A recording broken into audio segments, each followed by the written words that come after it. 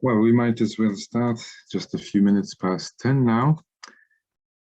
I'd like to welcome you all, and before this I would like to acknowledge the traditional owners of the lands on which our university in Sydney is located. It's the Gadigal people of the Eora Nation, and I pay my respects to the knowledge embedded forever within the Aboriginal custodianship of country. At my house, I'm on the land of the Gadigal and the Vesicles people, and I also acknowledge the traditional owners of the land where you all are. So it's my great pleasure to welcome you to our workshop on extracellular vesicles and flow cytometry in the context of the 43rd meeting of the Australasian Society for Cytometry. Yes, today we have a great program, and after a brief introduction, we will have John Nolan from San Diego talking about minimum information for the analysis of EVs with flow cytometers, and then we'll have Vera Tang from Ottawa in Canada, who will talk about important aspects of instrument calibrations and controls for the flow cytometric analysis of small particles. That's our first session in the morning. And in the afternoon, starting at 4 o'clock, we'll have Yong Song-go, who will introduce some other aspects of extracellular vesicles, notably the molecular biology of it. Then we will have Jian Tan here from Sydney Uni, who will talk about the importance of the EVs that are found in the gut microbiota. Then Peter Lay, also from Sydney, who will talk about exciting new molecules that he has developed, not only fluorophores, but also phosphophores, to label extracellular vesicles. And then we will have Dong-Sik Choi, also from South Korea, who will talk about specific analyses of cancer cell-derived EVs using nano-FCM. So, to introduce the topic, I thought I would discuss about a few definitions and talk about the importance of extracellular vesicles in pathology, pathophysiology. Of course, today, this exciting field is growing so fast that it's literally impossible to cover all aspects of the importance of EV. And I thought I would restrict myself to the example of immunopathology, or let's say immune-mediated pathologies. So, as you all know, EVs are quite simply small vesicles that are produced by some cells and that are capable of binding to some other cells, recipient cells, and triggering a number of effects in those recipient cells. Of course, it's a little bit more complicated than this nowadays, and I'd like to briefly define a few things here before John and Vera go deeper in the details. Maybe tell you a few things about the history of the extracellular feeds, extracellular vesicle feeds, then essentially talk about extracellular vesicles as important players in the pathogenesis of various diseases, say just a couple of words about their potential as biomarkers of disease activity.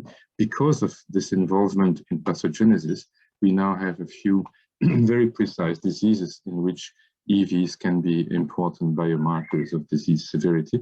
And then I'll just introduce the topic of flow cytometry to analyze EV, and say that, of course, we have much better machines today than we used to have 20 years ago when I started, but there are still a few important limitations.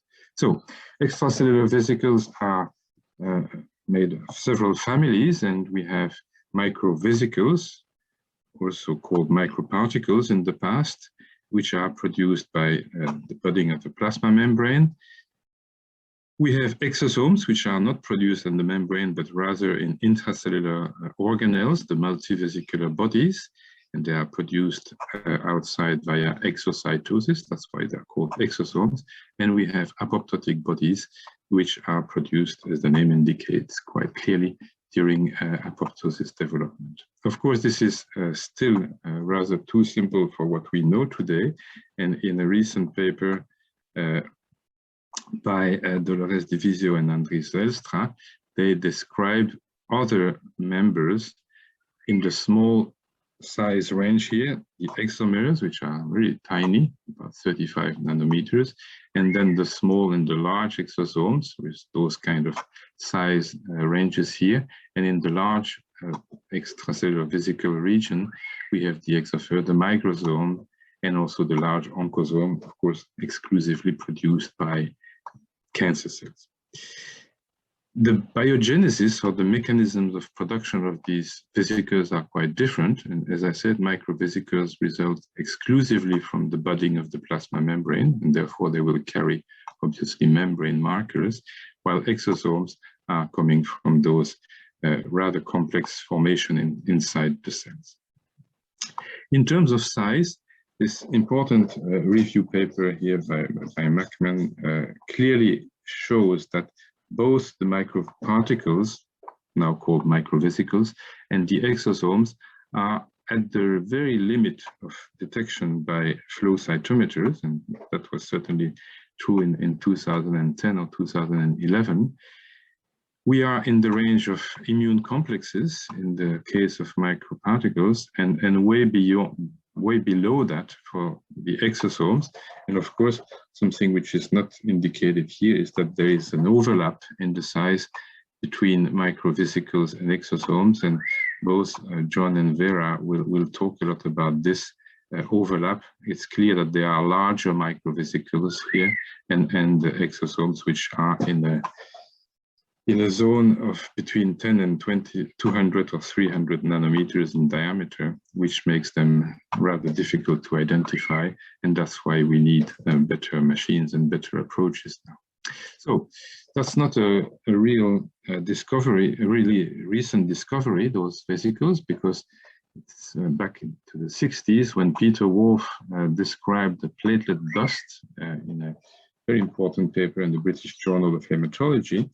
And he described that in the context of vasculitis. And I remember when I was a young medical doctor, I had a patient with vasculitis, and the skin biopsy brought this one, and the diagnosis was indeed platelet dust, as we called that at the time. Then in the 80s, microvesicles were studied by experts in coagulation and hemostasis, like Shosaku Nomura in Japan and the group of Rink Nieuwland and Jean-Marie Fressinet in France.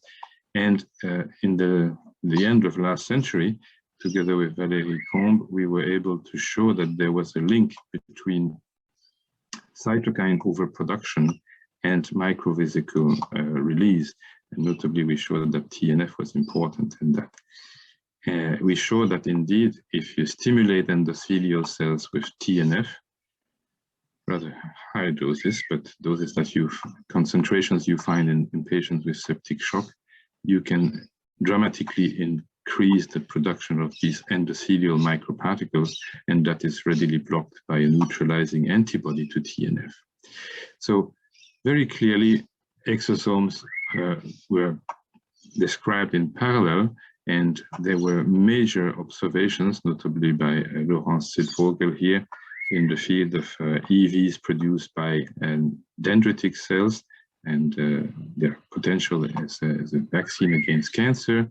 Numerous important papers which are listed here in this review, notably Hector Peinado in the group of David Leiden here showed how tumor-derived extracellular vesicles can modulate the development of metastasis, and numerous others important here are listed. And then it really exploded, as I try to suggest here.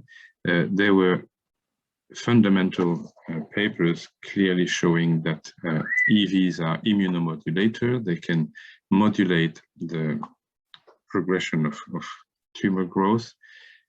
They were also shown to transfer molecules from one cancer cell to the next one, and they already have some value as a biomarker in the context of cancer. So conceptually, we have seen with EV what we have seen in the 80s with cytokines, in which it was found that cytokines, and not the pathogen directly, were triggering the lesions.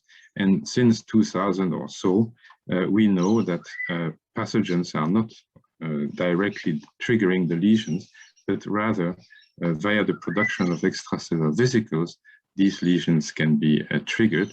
And interestingly, actually, some of these EVs are released because of the overproduction of some cytokines. And one of the diseases in which this was shown here was cerebral malaria, in which we were working for many years now. Cerebral malaria is characterized by the accumulation of course, infected red blood cells in brain microvessels, but also leukocytes and platelets from the host. And in addition to those accumulation of cells within the brain microvessels, we see obvious images of hemorrhagic necrosis here, and we have tried to understand the mechanisms that underpin the development of those lesions, which still lead to terrible numbers of deaths in sub-Saharan Africa and in Southeast Asia. In the context of cerebral malaria, we were able to realize rather early on that there are two levels of complexity. Well, as I just said, the first level of complexity are all the interactions between the parasitized red cell, the monocyte macrophage, and the platelets inside the vessels. They interact with each other, of course. But the second level of complexity is that each cell type here, including the infected red cell, can release microvesicles, microparticles, as we call them at that time. These microvesicles also can get out of the vessels and influence glial cells and neurons, but we still don't know exactly how that is going on. So we defined at that time, in the late 90s and early 2000s, we defined microvesicles, microparticles, as submicron elements that are triggered by the activation of cells and causing dramatic changes in the biophysical properties of the membrane. And our favorite cytokine here, TNF, is represented among other agonists of vesiculation. Vesiculation results in the increase of release of those submicron elements. By definition, they were defined as submicron elements carrying at their surface phosphatidylserine, which is normally expressed only inside the inner leaflet of the plasma membrane, and clearly, of course, also antigens from the cell of origin.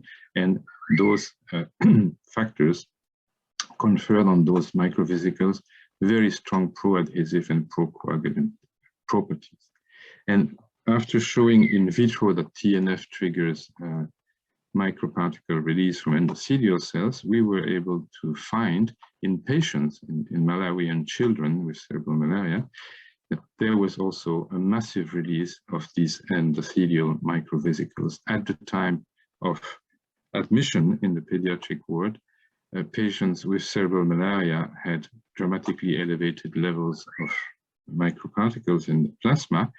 Not so the children who presented with severe malarial anemia, but of course, poor kids who had both cerebral malaria and severe malarial anemia had dramatically elevated levels of these microparticles.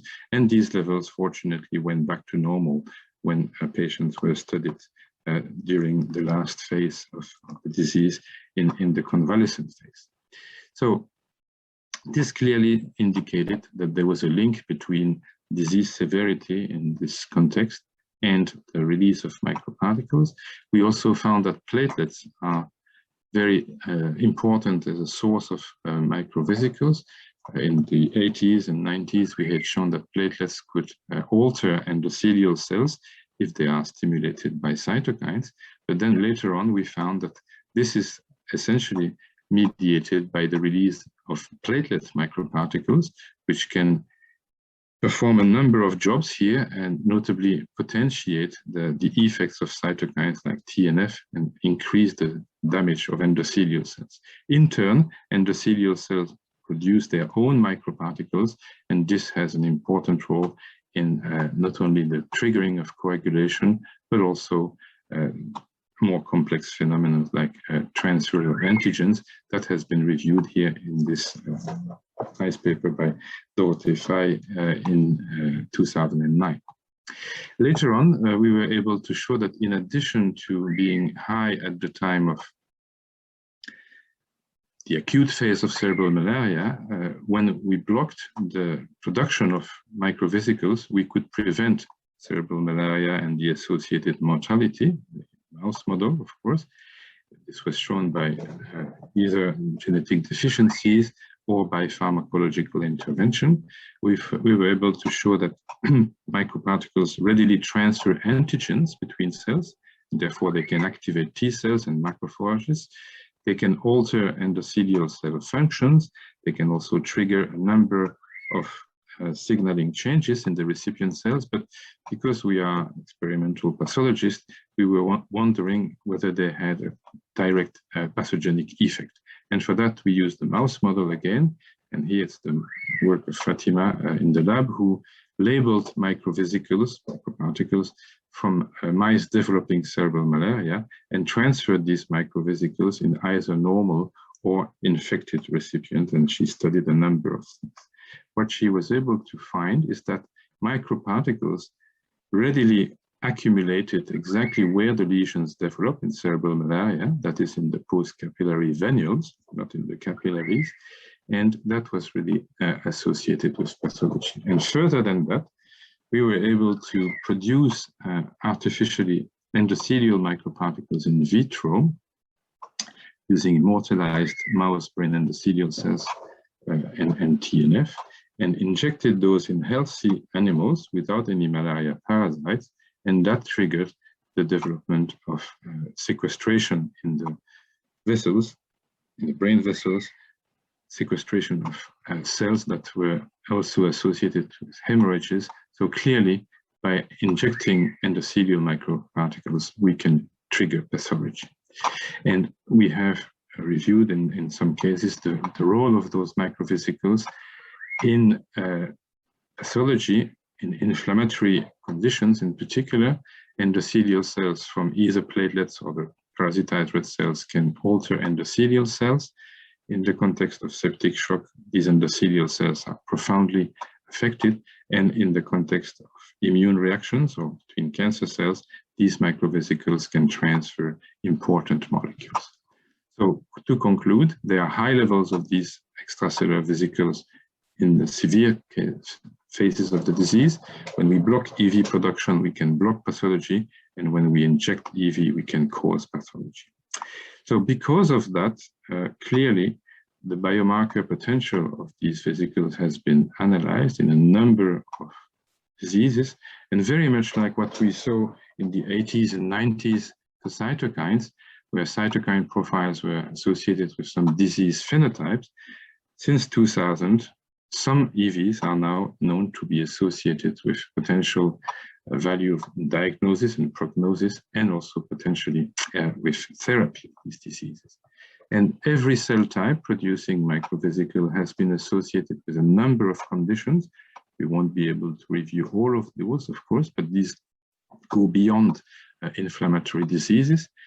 It's been studied notably in the case of sepsis, of HIV infection, and multiple sclerosis or cerebral malaria, and other conditions for those vesicles which are produced by endothelial cells. And I'll just say a couple of words of what is now known in the field of cancer and neurological diseases, not just cerebral malaria. Here, by this remarkable review article by the group of David Leiden, we know that extracellular vesicles, and particularly exosomes produced by the tumors, are affecting a number of cells, starting with the platelets and also all the immune cells. We know notably that extracellular vesicles from the tumors are mediating this procoagulant atmosphere, resulting in thrombosis, and those so-called paraneoplastic thrombotic events, we know now that they are due to extracellular vesicles. And there are numbers of things which are modified by these tumor-derived exosomes.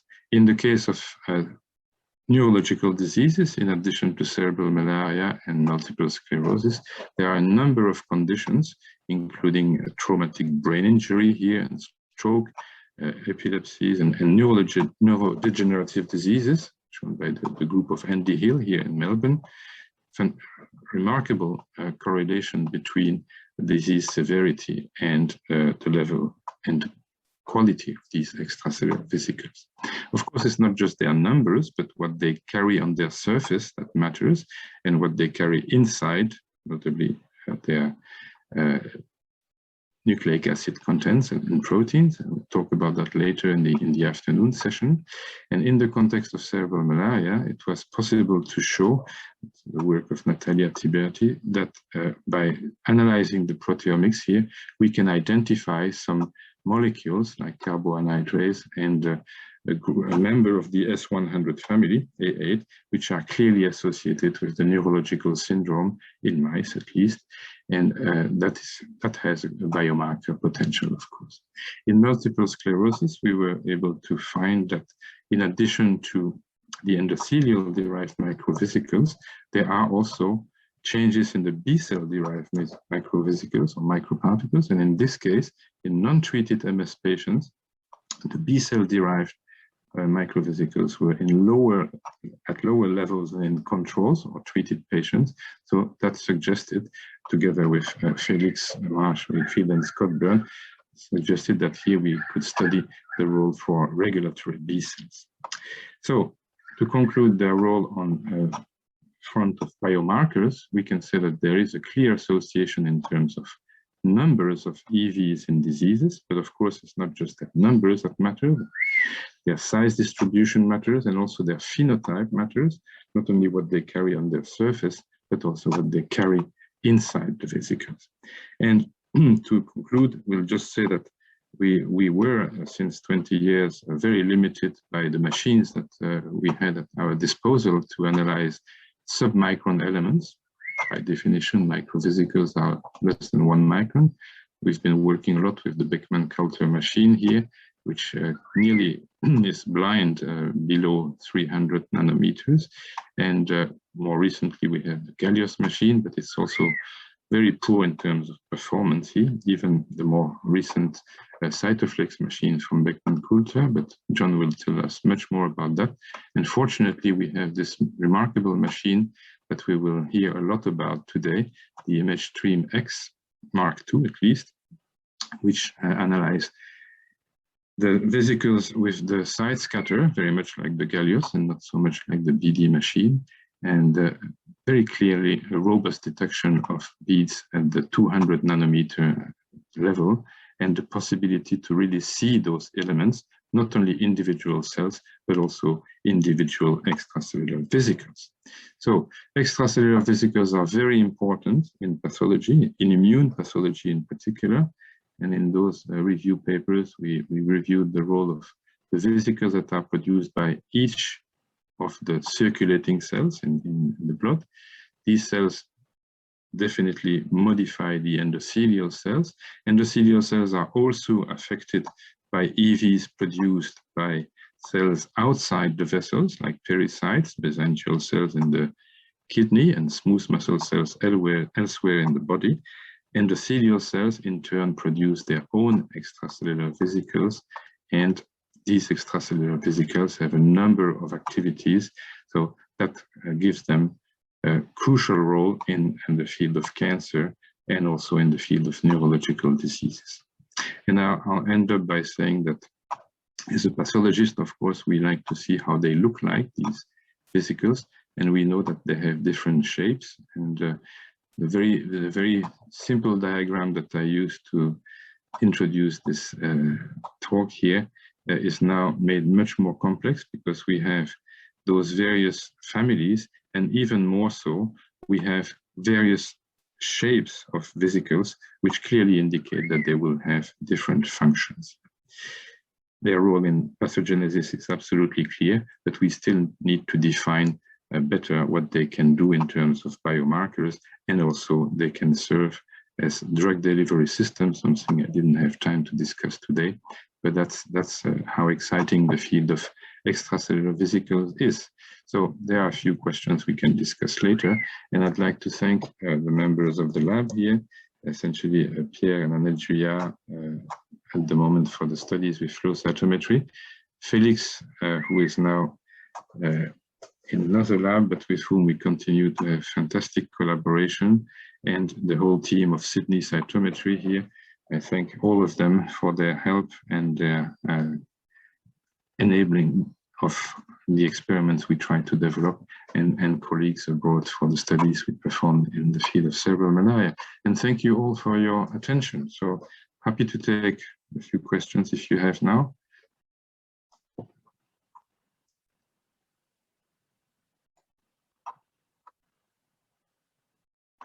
Please feel free to unmute yourself, and if you wish to write the questions in the chat, I can always read the questions for everybody. But if there are no burning questions now, we could ask John to share his screen. We are just on time for 10:30, and have John Nolan from San Diego, California,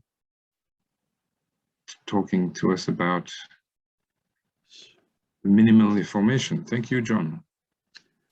Well, thank you, George, for inviting me to Sydney virtually. We were talking earlier, we'll have to change that in the next year, we hope. Sharing the right screen.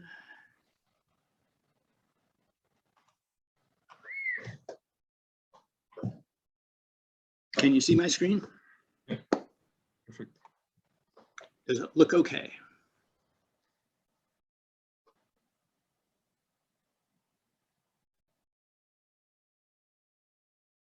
Does it look okay, George? Yeah. Thank you. Yeah, you were in full screen before. That's yep, fine. I will go back. I will go back. I just wanted to make sure I had slides. So welcome, everyone. Thanks for coming on this Sunday morning. Hope it's a nice Sunday morning. So today I'm going to go through the minimum information that should be reported for an EV flow cytometry measurement.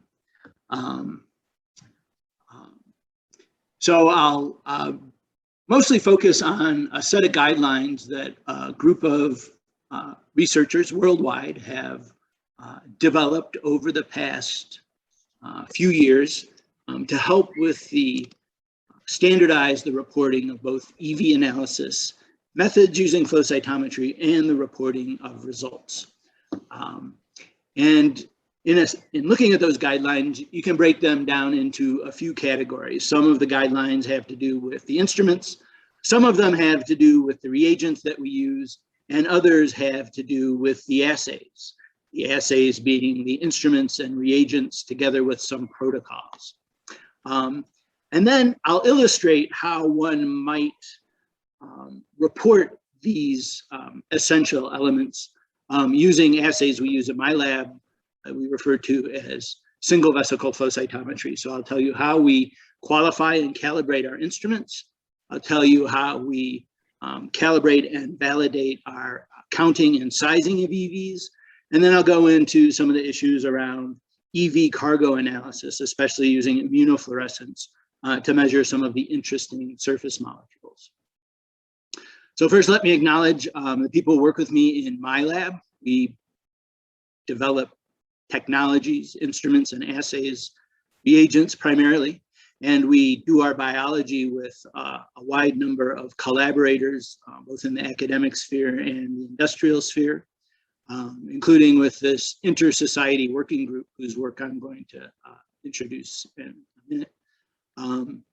Some of the assay I'm telling you was developed in my lab, and I'm involved in the commercialization of that via services and assay kits through Solarcus Biosciences.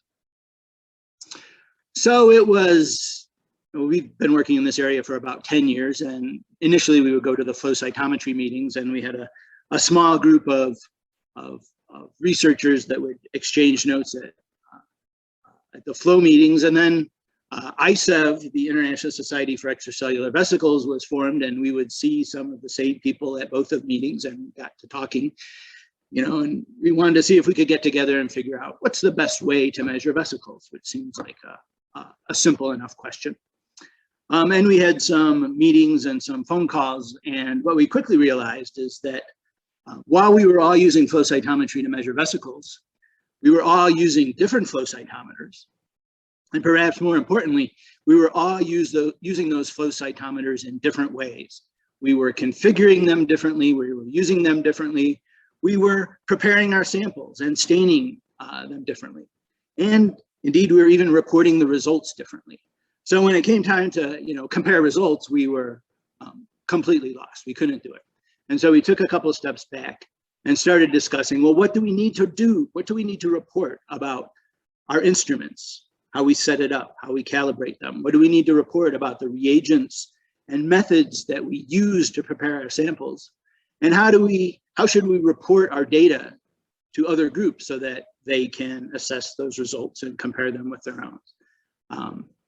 That was actually a lot harder than just determining what the best method was.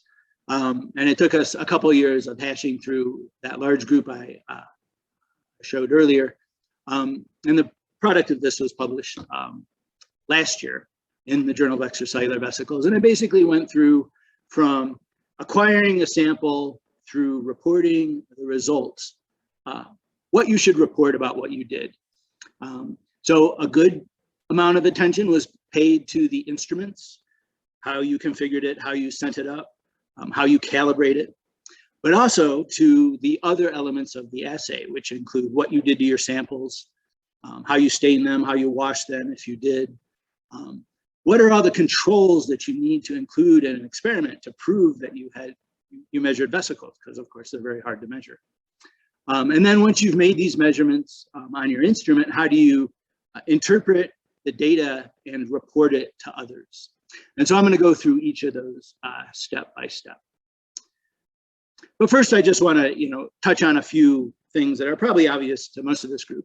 The first is that there are lots of different sources of vesicles that can come from within the cell. So that if you look in the extracellular space, culture media, biofluids, there's a bewildering array of different vesicle types. And of course, those vesicles can interact with other cells in interesting ways to do things. And referring again to a paper George referred to, if you're looking at a biofluid, things are even more complicated because not only do you have all these different vesicle types that can come from the cells, you have lots of other nanoparticles. If you're looking in plasma, you're certainly going to have to consider lipoproteins, which have similar properties to EVs. And this complexity of biofluids and even culture media has, confounded the field, and a big source of that consternation is reporting of measurements. And so the field's been grappling with how to report measurements, what is the minimum set of data that you need to report. And the EV track group, if you're not familiar with them, you should be in terms of what you need to report about all methods, including how you fractionate your sample, first of all, since most EV analysis workflows involve some fractionation. And every time you fractionate your sample, you're changing it in some way. You're enriching some components relative to others. And it's really important to report these things, of course. Of course, we're interested in analyzing the vesicles that we find in those biofluids. And if we consider as a point of reference the conventional biochemical analysis approach that dominates the field even today, with differential centrifugation to prepare different fractions that might vary in size or density or both, and then to characterize those different fractions with bulk biochemical methods, whether it's a Western blot or an ELISA or a mass spec measurement, to give some picture of the average vesicle. And you'll see cartoons like this in many of the review articles that you see, and in talks like mine, which is a nice way to think about vesicles to start with, to organize thoughts. except of course that there is no average vesicle, right? What we have instead are individual vesicles, each of which have their own physical properties and molecular cargo. And so the challenge for single vesicle analysis is to analyze these as individuals so we can start to identify subsets that might be carrying different sort of information that might be useful as a biomarker or potentially useful for therapeutic use, as an example. So we want to measure these vesicles, and we want to measure them as individuals. What do we want to measure about them? Well, first of all, we want to measure their concentration. We want to count them, and we want to measure their size, because size is, a distinguishing feature, and it's thought that different vesicles of different sources might have different sizes. We certainly are interested in the molecular cargo carried by these vesicles, because it's thought that that's what is going to tell us about where they came from and what they mean and what effects they're going to have when they're taken up by another cell. And there are other physical properties like refractive index that might be useful. But when we measure these on a flow cytometer, we're not measuring any of those things. We can count numbers of events, but how do we know those are vesicles? When we measure light scatter or fluorescence, we're really measuring some amount of photons. And in order to convert that arbitrary measurement of light intensity into some meaningful biological measure, we need to perform some calibration that often uses some standard so that we can report our measurements in the units that we see over here on the right of this chart. And so that's something that's really at the heart of this calibration, minimum information, and reporting guidelines. This group is presumably sophisticated in flow cytometry and will be aware that you can use a flow cytometer in lots of different ways. In cell analysis, we most often use light scatter to trigger detection of a cell, and then we measure various fluorescence parameters of that cell. For EVs, it's not clear that light scatter is the best choice for vesicle detection because small particles like EVs with low refractive indices don't scatter much light at all. But many people have recognized that fluorescence is a very sensitive way to measure vesicles as well. And you can stain vesicles in various ways with antibodies, for instance, or you can stain the membranes, or you can stain the intravesicular cytoplasm as well. And so in terms of reporting how you're going to use your flow cytometer, it's important to make some judicious decisions at this level and then to report them appropriately.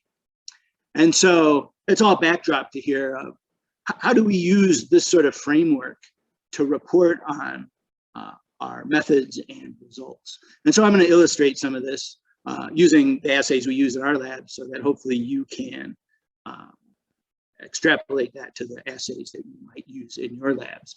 And these are the assay we use in my labs. There's lots of different ways you can use a flow cytometer to make these measurements. Vera, who will speak after me, will give some slightly different ways about how to detect vesicles, how to estimate their size, and other things. But I think you'll come to realize that there are a lot of fundamental common elements between these. All right, so our assay we refer to as vesicle flow cytometry, and it uses a fluorogenic membrane dye to detect and estimate vesicle size.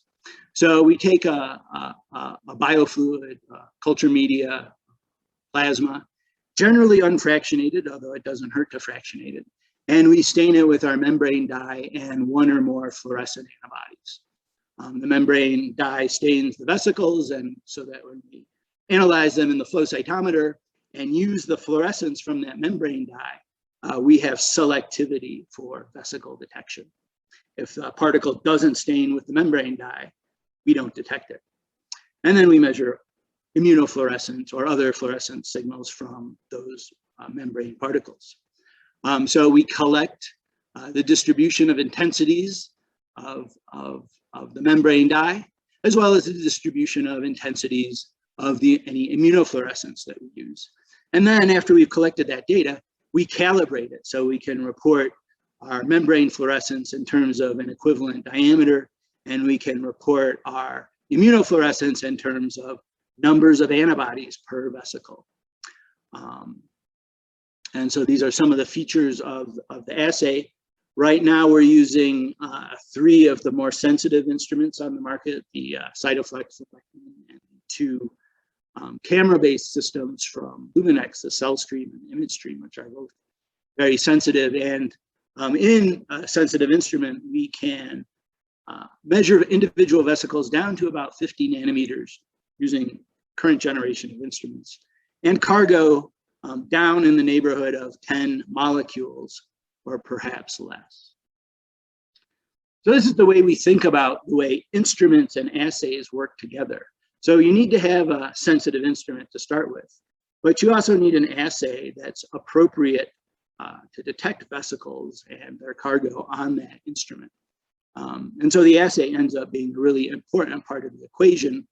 And when I was thinking about how we would possibly standardize methods across many labs, the best idea I could come up with was to make an assay kit. And so that's what we've done. And if you'll pardon the little commercial here, Solarcus sells an assay kit that has a very standardized protocol for making your samples, preparing them to run on the instrument. And then after you've run them on the instrument, to analyze the data in a very uniform way so that we can report out well-calibrated measurements of those measurements we wanted to make on the table I showed you earlier. So again, this is directed and inspired by the set of guidelines that sort of lays out everything you need to worry about if you want to measure single EVs by flow cytometry. And I'm going to go through a few of those essential elements in some detail right now. So the way we think about it, we break it down into a few different steps. We think about, first of all, qualifying and calibrating our instrument. We want to know that our instrument's well-tuned, and we want to have some idea about what its sensitivity is, what its limits of detection are. And the way you do that is to calibrate the instrument. So we'll calibrate the fluorescence resolution, we'll calibrate the fluorescence sensitivity so we can report in the appropriate units of either size or number of molecules. And we'll calculate the sample, calibrate the sample flow rate because we typically want to report a concentration. So we need to know what the volume measured was. Once we have a tuned up instrument and we're happy with our instrument, then we have to turn to the assay. And the main issues around an assay are you really detecting an EV? How can you ascertain that you are really detecting EVs and not any of the confounding background particles that might interfere with a measurement? And so there's a few experiments. Many of these are widely recommended that we use to prove to the best we can that we are truly measuring single vesicles. And then finally, we move on to measuring the cargo of those vesicles. And there's lots of different ways you can label vesicles. I'm going to focus here on immunofluorescence because it's especially powerful and widely used. So we're going to start here in the middle with instrument qualification and calibration. And so the question is, how do we know how our instrument is performing? Well, we use beads, rainbow type beads, which are probably in the refrigerator of any respectable flow cytometry lab, are multi-peak beads. They're so-called hard dyed, which means they're very stable, but they don't actually match any of the fluorophores that we use in real experiments, but they're useful because they're very stable, widely emitting particles that we can get in multiple peaks. You can get 6 peak sets of rainbow beads and 8 peaks of rainbow beads. We've been working with a set of what we call nano rainbow beads. This is a 4 bead set that serves our purposes as I'll describe here. So first of all, we want to know, is our instrument well aligned? The best measure of a well aligned instrument is the CV of a bright bead. And so when we're evaluating an instrument, we'll look at that and we can set some criteria from that. The next question, so there's the bright bead, it's going to tell us about alignment. The next question we have is about resolution. And It's different than sensitivity. It's asking, how good are we at resolving something that's very, very dim from the background, from something that's blank? And a useful metric for that is the so-called separation index, the mathematical formula of which is shown there. It's essentially the separation between the blank bead and the dimmest bead. And it's a unitless metric that can help you tell whether you're, give you an idea about your resolution and know whether your instrument's optimized. How do you know whether your instrument's optimized? Well, you test it out. And so there are different ways to set up an instrument for maximum sensitivity over the past few years.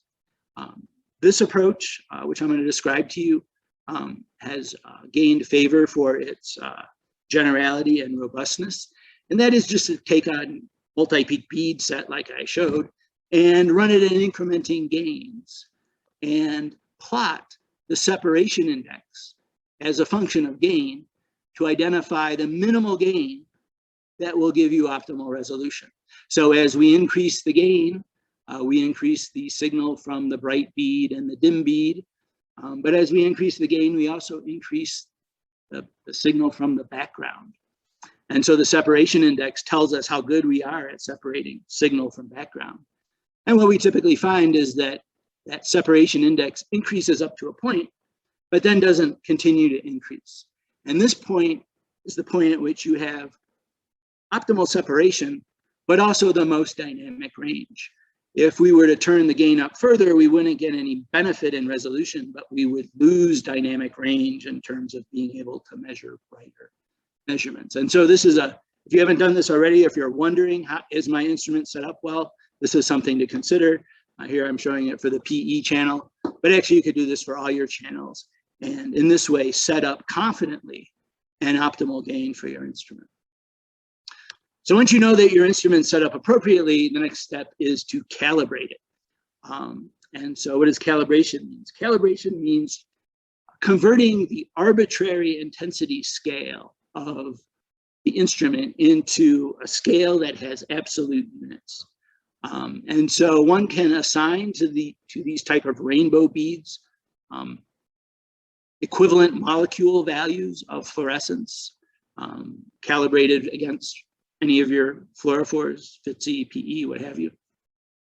And then use that assignment to calibrate the axis of your instrument such that when you report the data, you're reporting it in absolute units of molecules or antibodies per particle. So you can do these with rainbow type beads. I mentioned earlier that rainbow type beads aren't spectrally matched to any of the fluorophores that we actually use in real life. But there are standards available to do those measurements too. So antibody capture beads are available from a number of commercial sources. You stain these beads with your fluorescent conjugate of interest, you run them, and you can then calibrate your axis in these absolute units, and also then cross-calibrate your nano rainbow beads on your instrument. One of the consequences of hard dyed beads that aren't spectrally matched is that if an instrument has different filters or different lasers, you'll get different values. And so doing a calibration with a spectrally matched calibrator is important. And then finally, we want to calibrate sample flow rates. That can be done commonly by calibrated counting beads, where you measure beads for a known time. You know the concentration of the beads, so you can calculate what the flow rate was. Those are fairly standard methods in modern flow cytometry. So that's setting up the instrument. That's knowing that it's well tuned, knowing that it's calibrated so you can report the measurements you make in these absolute calibrated units. So now we're going to turn to the assay. And as I mentioned earlier, one of the big challenges in measuring single EVs is knowing that you've measured a single EV. So the guidelines specify a number of different controls that you should do to prove to yourself and to others that you've measured individual EVs. And the first involves some assessment of the background using appropriate negative controls. A buffer only is always a good control to run, but you also need to run buffer plus all of your reagents, but without your EVs, so you know what sort of background comes from that. In our case, we use a vesicle standard. This is a synthetic lipid vesicle that has a lipid composition that resembles a mammalian cell. It has been extruded through a nucleopore membrane, so it has a relatively uniform size distribution, and we can use that as a positive control. And in that way, ascertain the difference between our background signals and our positive control standard. Down here on the bottom, I have a couple other controls that are important to show. The first is to do a serial dilution of sample. And one purpose of this is to show or demonstrate that your measurements are not contaminated by the dreaded swarm artifact, which is caused by coincident occurrence of multiple vesicles in the probe volume during the measurement. And the test for this is fairly simple. You just take your sample and you dilute it serially in twofold steps. And you show that the number of counts that you measure go down in proportion to that dilution, but that the fluorescence intensity and the distribution of fluorescence doesn't change. If that's the case, you have good evidence that you're probably measuring single vesicles. If the fluorescence intensity changes while you do your dilution, that suggests strongly that you're not measuring single vesicles. Another good control that's recommended is the detergent treatment control. Membrane vesicles, like cells, should be permeable to detergent treatment, and showing that the majority or vast majority of the particles you measured go away when you treat with detergent is an important control. I'll just use this slide also to say something about size calibration. So I mentioned this liposome size standard. We characterize that by various orthogonal methods, RPS, NTA here. So it has a uniform size distribution.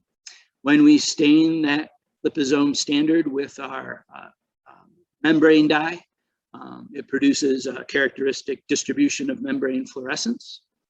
And if we do regression of the fluorescence distribution against the surface area transformed distribution of measured by NTA, and that's assuming that these vesicles are round, which is an assumption we make, you get a nice straight line, and the slope of that line has units of fluorescent units per nanometer squared. And so this is the way, using the membrane dye, that we estimate vesicle size.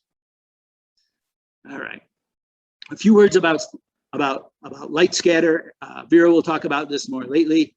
I mentioned we use fluorescence to estimate size, but you can use light scatter to estimate size as well. But light scatter also depends on refractive index. And so we tend to look at light scatter intensity as telling us something about refractive index. And when we look carefully, we find that vesicles from different sources scatter different amounts of light. So our simple synthetic liposome scatters the least amount of light. But when we look at, for example, EVs from platelets or EVs from red cells, they scatter different amounts of lights, and that may be telling us something about the refractive index of these particles. All right, so we've convinced ourselves that we're measuring single vesicles. The next question is to start measuring cargo, because this is the interesting part. And most of us use immunofluorescence. It's a very powerful technology, as we know from cells. And many of the principles that we take from immunofluorescence of cells apply here, but not surprisingly, immunofluorescence of very small, dim vesicles is more challenging. But nonetheless, in terms of panel design, the basic truisms of use your brightest dyes for your least abundant epitopes. Perhaps for a more abundant epitope, you might be able to get away with a dimmer dye. Here's a place where the antibody capture beads, the calibrated antibody capture beads, come in useful. We can stain those beads with, say, 3 different conjugates of the same clone, and get an idea about what the resolution is going to be on the different channels. Here we see that our PE Psi7 channel looks to be the best, with the PE not too bad, but the APC channel not quite resolving these dimmest peaks. In terms of antibody optimization, you certainly need a specific antibody. If you don't have a good antibody, you won't have good results. But you also need to make sure that antibody is well titrated, especially in EV analysis, where it's often desirable not to wash the sample before you measure it. Making sure you don't have needlessly high concentrations of free antibody is a good thing to strive for. And then in terms of validation of our immunofluorescence, we want to have the appropriate positive and negative controls. So in our assay, we use that synthetic liposome not only as a size standard, but as a negative control for immunofluorescence, because it doesn't have any antigens on it. But controls like isotype controls to tell whether you've got any Fc receptor mediated binding is a useful control. It's also always useful to have a positive control to help you interpret your data. Could we have seen that if it were there? So in the case of CD9 described here, platelets are highly abundant in CD9, so they can serve as our positive control for immunofluorescence. Sometimes you can have a positive control, but if you can, it certainly makes the data better. A couple more words about, standards, quote unquote, standards for these measurements. We do a lot of work in plasma, so it's useful to have some in vitro prepared reference preps of red cell EVs and platelet EVs so that we can validate our red cell and platelet markers. Where possible, we like to confirm those with orthogonal methods here, immunogold.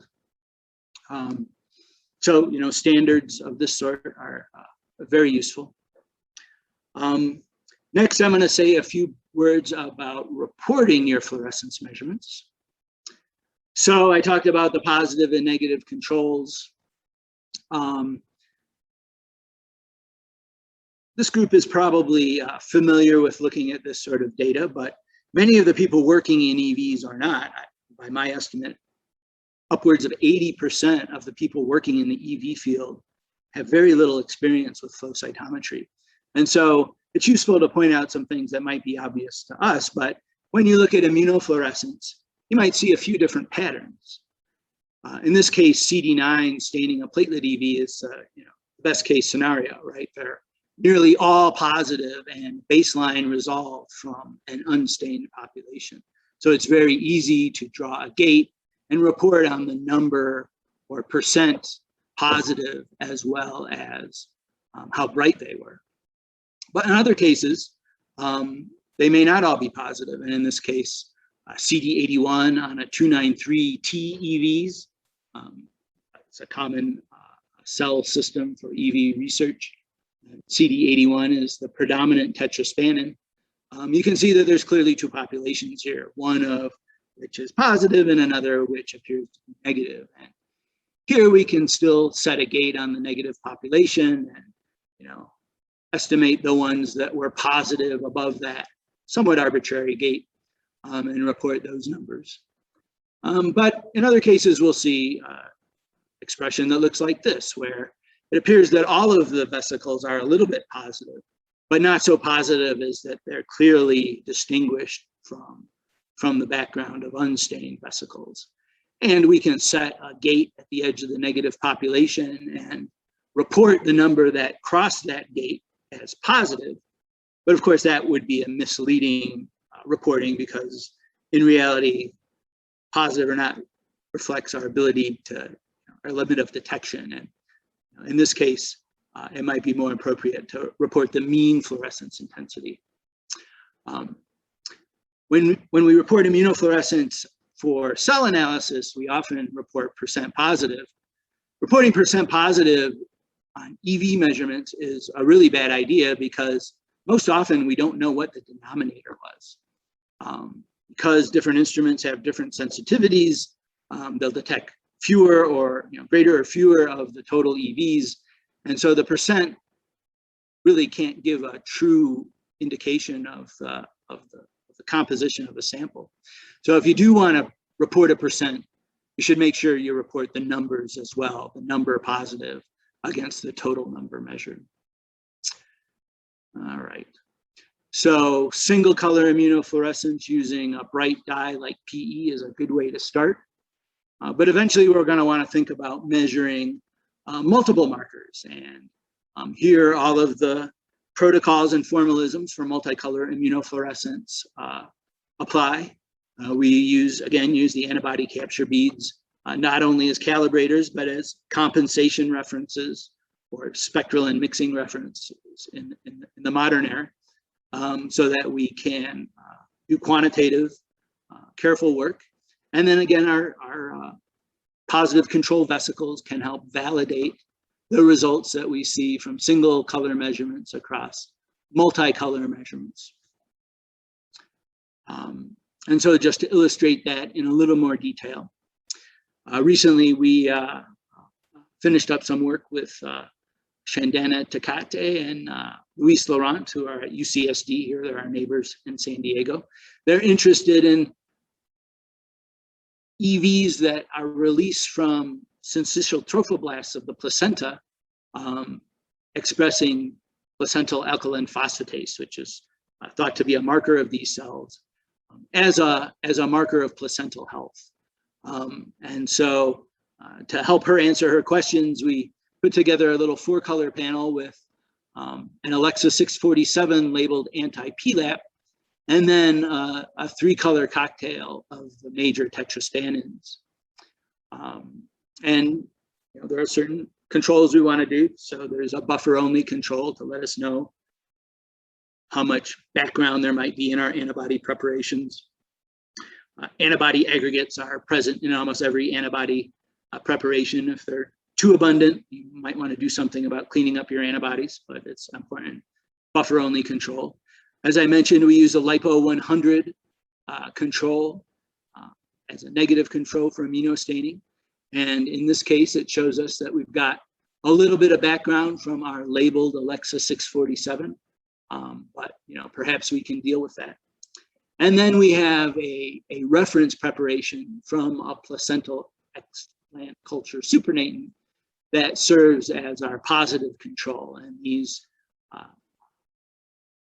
vesicles are, some of them are positive for PLAP, and some of them are also positive for CD9 and CD63 with not a lot of CD81 staining.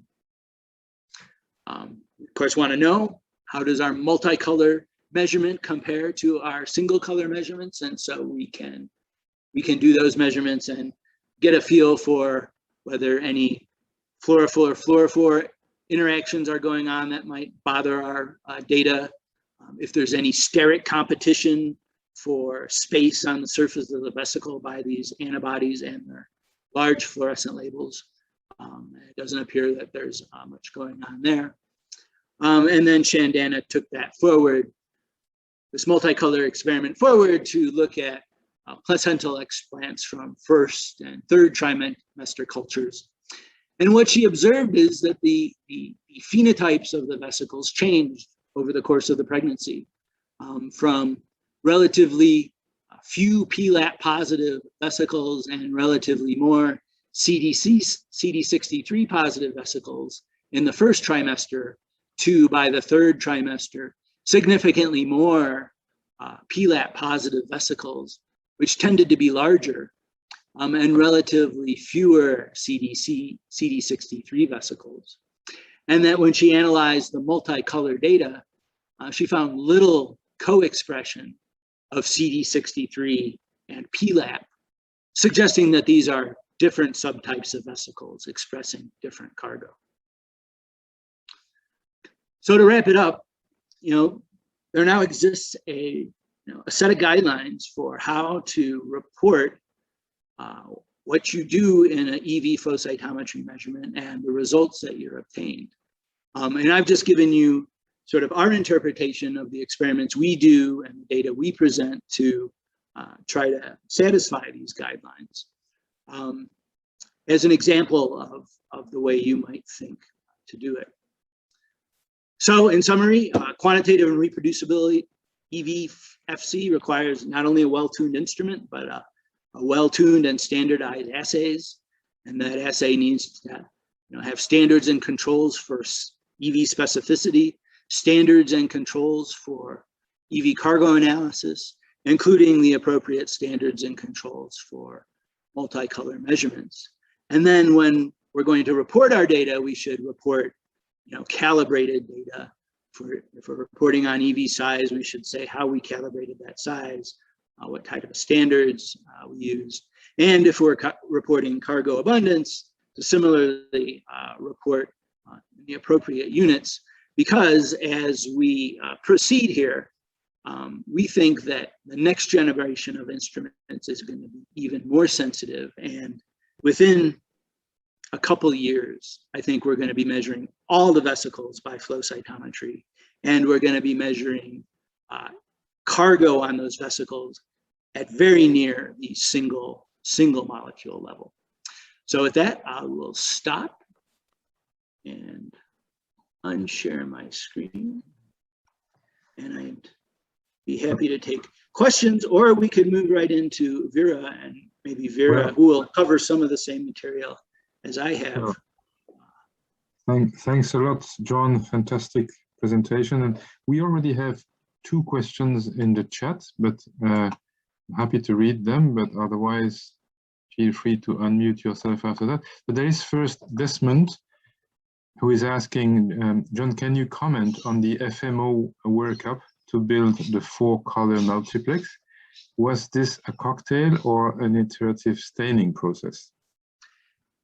Yeah, you have to, in building the cocktail, building the panel, you need to start from your single stained samples and single stain controls, and then to iteratively bring in the new markers, assess their relative brightness, validate the level of expression, and then put them all together, including as singles and as a cocktail. We don't use an FMO formally. There are certainly circumstances where that's well justified. In our data, we haven't seen that it's absolutely necessary, but that's not to say you shouldn't have a look for your system. It's good to hear that you don't do an FMO each time, because that's a lot of work, of course. Yep. Good to hear that. Then there is another question from Caroline, and would you run the controls, detergents, sample dilutions, and isotype controls as a one-off or more frequently? Are there any controls you run alongside every sample? That's certainly a very good question. Yep. So that the first part of that question, we tend to do that when we encounter a new sample type, EVs from a new cell type, a new biofluid, or fraction of a biofluid. So we tend to do that up front. We determine the optimal dilution. We convince ourselves that they don't have a lot of FC receptors and are detergent soluble, but then we don't typically do that for every subsequent experiment. For every experiment we do, we definitely have buffer-only, reagent-only controls. We have our antigen-negative liposome control in there in every sample. We have, where possible, a positive control for the marker we're looking for. And then there's obviously, plus marker and minus marker for all of the markers. So in a multicolor experiment, it ends up looking about as complicated as a cell experiment. Thank you very much. Then Vanta is asking, well, she says this is great presentation for sure. What do you use as your resuspension buffer? Do you use glass tubes or plastic? And also, do you filter your sheath fluid? Yep, good practical questions. So we just use simple filtered buffered saline. PBS will work. Heaps buffered saline works. We filter that through a 0.22 micron filter typically. When we make our buffers that we make our actual dilutions in of the sample, there we might pass it through an even smaller pore size. It doesn't hurt. We do all of our measurements in standard polystyrene 96 well V-bottom plates. So you have to check out the plates to make sure they're not shedding particles, which some plates do, but basically standard V-bottom plates work for us. We do not filter our sheath fluid beyond where we get it from the source. So we use good milli-Q water for sheath fluid, and we put it through a fine filter at the dispenser straight into our sheath tank. Vera may have some comments on this, but if you're trying to detect off of light scatter, sheath fluid cleanliness is very critical because any particulates in the sheath can cause background. When you're triggering and detecting on the fluorescent side, the sheath is much more forgiving, and you can obviously do the experiments, but just standard milli-Q water seems to be suitable for us. Actually, we don't filter our sheath either. So I do almost all of our small particle flow cytometry by side scatter trigger. And I find that actually the Beckman Cytoflex sheath fluid is a really good sort of consistent background level, and they do actually ultra filter that sheath. But milli-Q water is also awesome, but I found that there's more variability with milli-Q water. I am from a university and we share the milli-Q system with the whole department, and it is a shared use facility, and it is a filter that tends to not get changed as often as you would like for it to be. So we do notice more fluctuations, and during the pandemic, when everything was shut down, the water was shut down, right when things turned back on again, the water was absolutely disgusting. So for me, for my sanity and consistency's sake, we right now use the Cytoflex sheath fluid as our sheath fluid. But I love the fact that you asked about glass tubes. I thought I was the only insane person who used glass tubes, but I do use glass tubes. And I mean, I have found that they're very clean and they're also very economical. I find that they're really quite cheap. But unfortunately, they don't make glass plates. And so if you run in tubes, and I know Des will be laughing at me right now as I say it, I do run all of my samples by tube and not by a plate loader. So I like the glass tubes myself. Thanks very much, Vera. Another question by Simon. Hi, John. How do you deal with the bivalent antibodies aggregating the EVs? Very important question. Have you used FAB fragments or nanobodies? So we have not seen any evidence of bivalent antibodies, immunoglobulins, for instance, aggregating beads, and I think EVs. I think the geometry is just wrong. I don't think the antigen binding portions of the vesicle is going to really support that. If you were in a indirect staining situation where you had a secondary that was binding to primaries, perhaps you might have an issue, but we haven't seen that. We have played around with both Fabs and nanobodies, and they're interesting. They're smaller, which makes them interesting.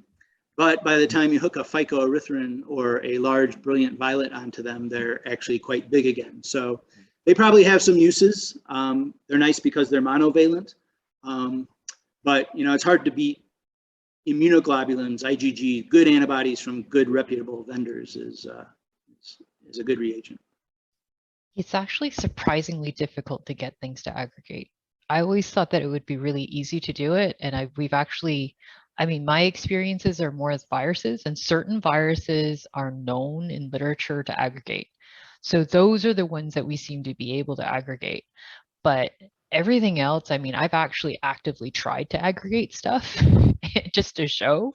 And it's been shockingly difficult to do that consistently.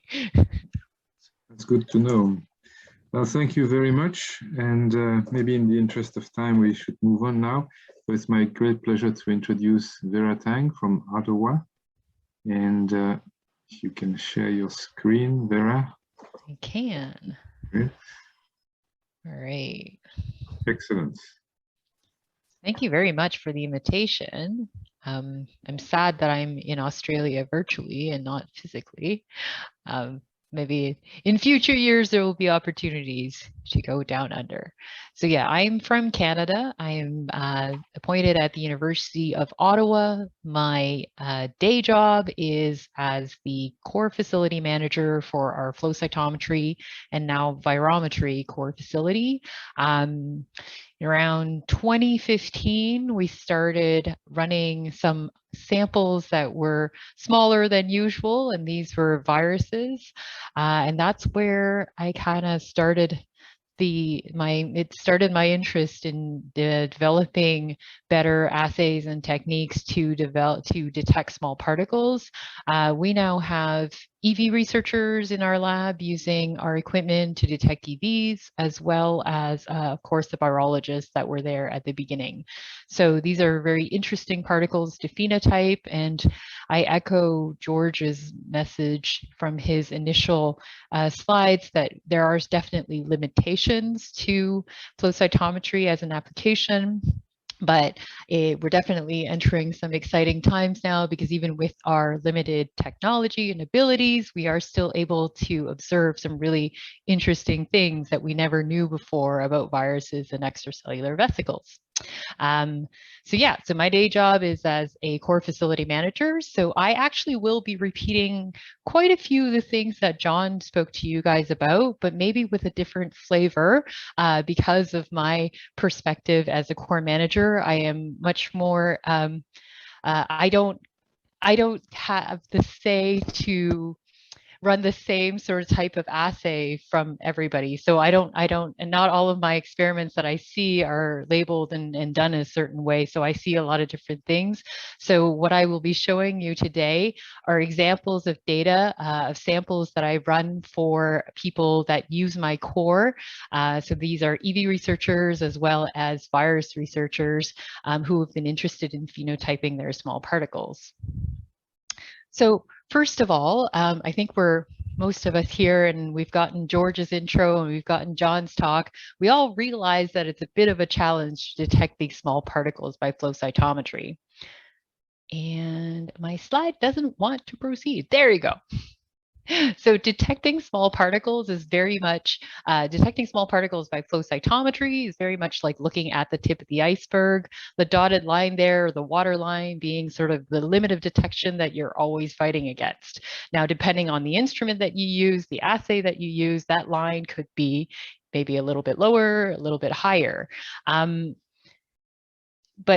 one of these biggest challenges, especially when it comes to extracellular vesicles, is that not only are you struggling with that limit of detection, but there's a bit about the biology of these EVs that kind of stacks the cards against you right now. This is a slide that I've stolen from Edwin Vanderpoel's group. They published this work recently, and I think it illustrates really well the distribution of EVs and the fact that EVs, the distribution and the concentration, that distribution of size obeys the power law. So what does that mean? That means the really, really small stuff makes up the large majority of your population, and it's actually the stuff that's pretty much below our detection limit. So what we're detecting right now is most of the bigger stuff and actually represents less of the population. So this is a push for the instrument makers to work on getting more sensitive equipment. But in the meantime, even with the tip of the iceberg that we are detecting, we are still finding out some really important biological observations. And for other small particles like viruses, most of these viruses, I think, in our hands, what we see on our Cytoflex is that usually anything above 100 nanometers, we are able to fully resolve as through side scatter trigger.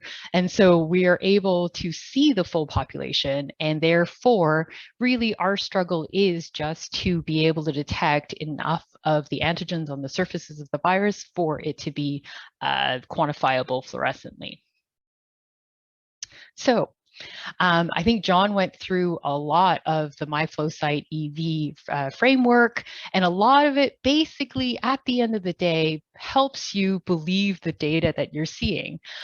So it is very important. A lot of times we look at a data plot and we're like, I want to believe this data because it's such cool biology, but do I really believe this data? So having those assay controls, calibrating your instrument is very important in convincing yourself as well as your reviewers that you are seeing what you are seeing, and that they're not actually unidentified fluorescent objects. They are, in fact, bona fide EVs or viruses. So I won't go through this framework again and the history of it because John did such a great job. But essentially, this is the framework and all of the different things that are presented in the framework. For me today, I'm going to focus on the assay controls and giving you guys some examples of what data looks like and justifying again why these things are important. And the way you'll see the data is not so much from fluorescence triggering, which is what you're seeing from John's data in the presentation before. In the data that I will show you, it's all done by light scatter trigger. So the other thing that we will go through, of course, is the instrument calibration, a little bit different than what John does with his kit. In this case, I trigger everything off fluorescence, light scatter, and I use software to do that calibration with the light scatter information to translate to diameter, as opposed to using those liposomes that are fluorescently labeled, which John uses in his method.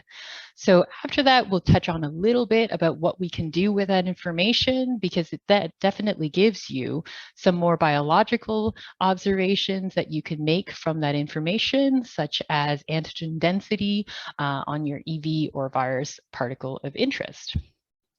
So assay controls. As a core manager, and maybe there are those of you out there in the audience today who are core managers as well, you feel the struggle that I too have, which is trying to get everybody to bring the bare minimum controls. And now, of course, we're saying we need more controls. So generally that is a challenge, but once people see why you need these controls, then they realize, yeah, I really can't skip them. Now, for the most part, these controls are pretty self-explanatory, and some of them are even controls that you are definitely familiar with as a flow cytometrist. You know what an ion stain control is for, an ice type, single color controls for compensation. Now, the ones that are EV specific, small particle flow cytometry specific, are buffer only, buffer with reagent, and procedural controls, and serial dilutions, and of course, the detergent treatment. So these I'll go over now, and I'll show you an example of each one. So what you're looking at is simply actually on the plot on the left there is buffer only. So in our case, buffer only is PBS. And on the two panels on the right is an IgG antibody conjugated to PE. So this is an antibody that I had from one of our users. They are actually located in Toronto and they send me samples. I have to say this is probably one of the worst antibodies that I've had pleasure to work with. It is a antibody that the researchers conjugated themselves with the kit, and it is quite messy, as you can see. So at 0.1 micrograms per ml and 0.2 micrograms per ml, you are seeing PE fluorescence just from the antibody itself. So as John mentioned before, a lot of times in small particle flow cytometry, we don't have the capabilities to wash out an antibody, because a lot of the samples that we deal with would require ultracentrifugation to pellet. That takes a lot of extra time, and also what it may mean is that you're going to ultracentrifuge other smaller aggregates of antibodies and all of those things.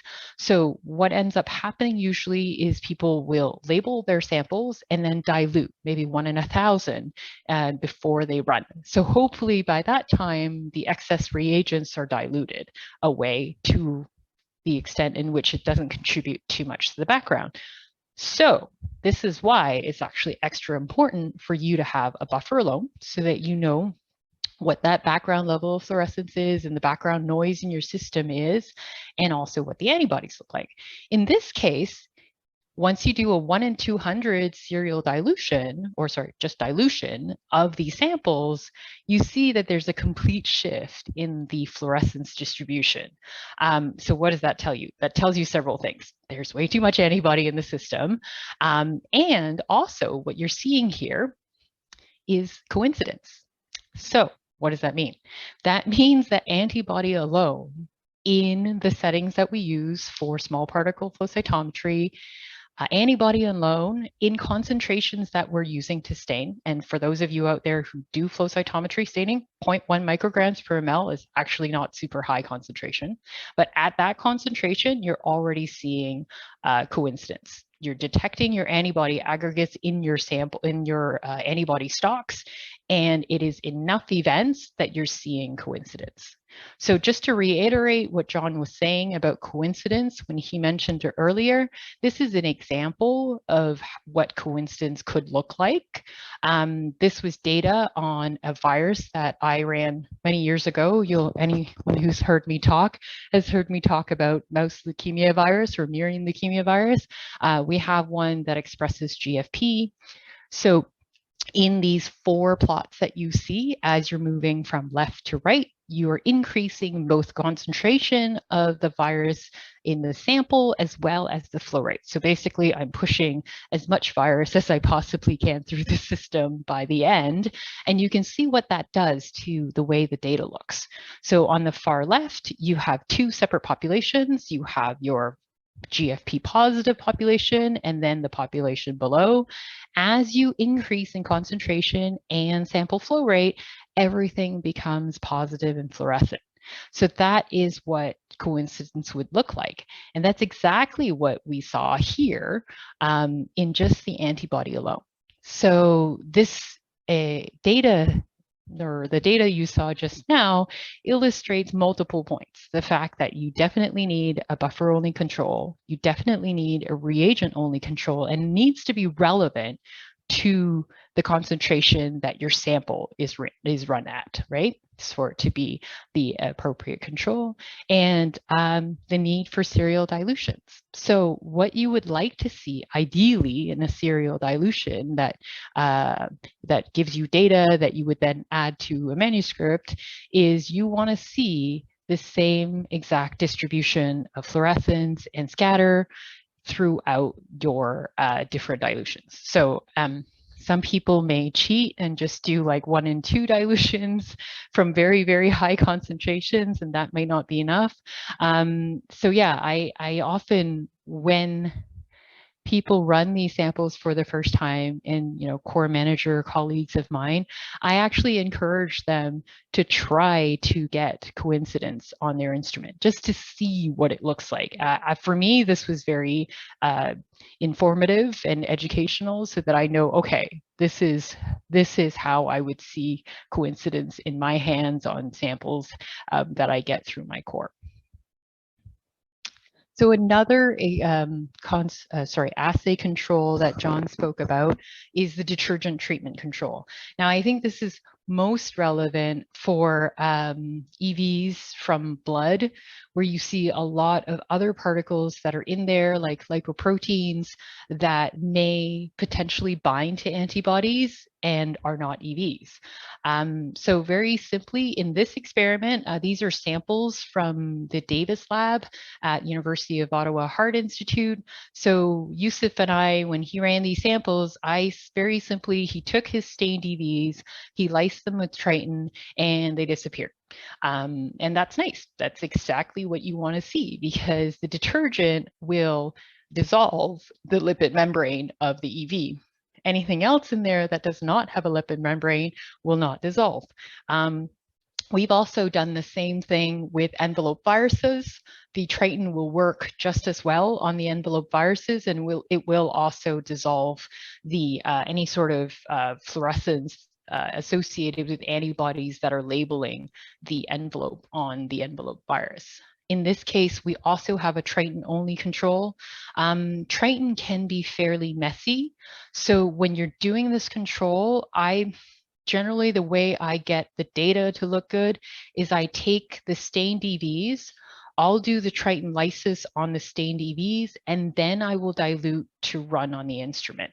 So that way you're diluting both your stained EVs as well as the Triton, because if you try to run Triton at just 0.1%, it's going to be like your antibody situation. When you run it at 0.1 microgram per ml, you're going to have all sorts of events everywhere, and it's going to look really messy, but it's in reality, your assay is actually working. So procedural controls, these are controls that obviously control for different processes. So an example of a procedural control is a pre and post sec column. So these are size exclusion columns. So I remember we were saying that a lot of people will stain their EVs and then they'll just dilute and run. Some people will actually remove or try to remove excess antibody using size exclusion columns. So it's actually important to show a before and after. The lysis control that I just showed you here as well, it's also considered a procedure. So that stained EVs and then stained EVs with Triton would be considered as procedural control, right? You saw before and after. And I guess Triton only is considered a reagent only control as well. So a lot of these can do kind of double duty and fulfill the different requirements as well. Single stain controls, I don't know, it's everybody should know, everybody who does a lot of flow or some flow should know the purpose of single stain controls in normal flow cytometry. We use it for compensation when there's more than one fluorophore in the panel, but there's an additional use, and I think John mentioned it as well, and it's important to reiterate, single stain controls actually are very useful in when you're trying to optimize a panel for small particle flow. A lot of times people will ask me, Vera, how many different analytes can I put together? How many different antibodies can I put together in a panel? I'm used to doing like 16 on the Fortessa. Can I do that on small particles? So, I mean, I don't like people giving me answers without actual explanations for things. And so I never tell them how many you can do, but you do need to verify that all of these fluorophores and all of these different antibodies can be used together. And the way you would do that is you would actually do a single color control and you would compare the intensity of staining to your multicolor panel. If they are the same, then you know that there is no steric hindrance, which John mentioned, fluorophore quenching, because you are dealing with particles that have very limited surface area. So it is actually quite easy to have things block, especially if your antigens that you're looking at are related to each other. So if you're looking for targets that are co-expressed, a lot of times that will have impact. So just to give you an example, that GFP expressing virus, I did a lot of anti-GFP labeling with that virus using an anti-GFP antibody that's conjugated with a fluorophore, and we saw all sorts of fun kind of interactions and quenching with the fluorophore and the GFP itself because they were in such close proximity. And those were very obviously visible once we were looking at, you know, GFP alone and fluorophore with GFP. So single color controls are very important. Another thing, when we started talking a little bit about protocol optimization, and I think John talked about it a little bit as well, it is super important to optimize your staining protocol. I would say that that's true for every assay, but with EV flow cytometry, small particle flow cytometry, best practices become even more important because you're struggling with that limit of detection on the instrument already. So, and you have a very small particle with a very limited number of antigens for you to label. So you want to make sure that you are titrating your antibody concentration and the particle concentration that you're staining, and you're optimizing that combination to get the most staining that you can get with the least amount of background. Now, in our case and in other people, many other people's cases, you are not washing off that excess antibody. So you need to aim for the lowest amount of antibody to get the best staining. So in this case, what you're seeing here is, again, my favorite virus, MLV, and I am targeting the GFP. In this case, the GFP is not fluorescent. So we have an anti-GFP antibody that's conjugated to PE, and you've got different concentrations. So 0.2 micrograms per ml, 0.4 micrograms, 0.8 micrograms per ml. Of course, these are always start off with the same concentration of virus. I've incubated these for 1 hour at room temperature, and this is the overlay of histograms that you're seeing here is the fluorescence intensity of these virus particles after that labeling. So you might be saying, hey, Vera, that looks pretty good. 0.8 micrograms looks pretty good. But I always wonder, can I do better?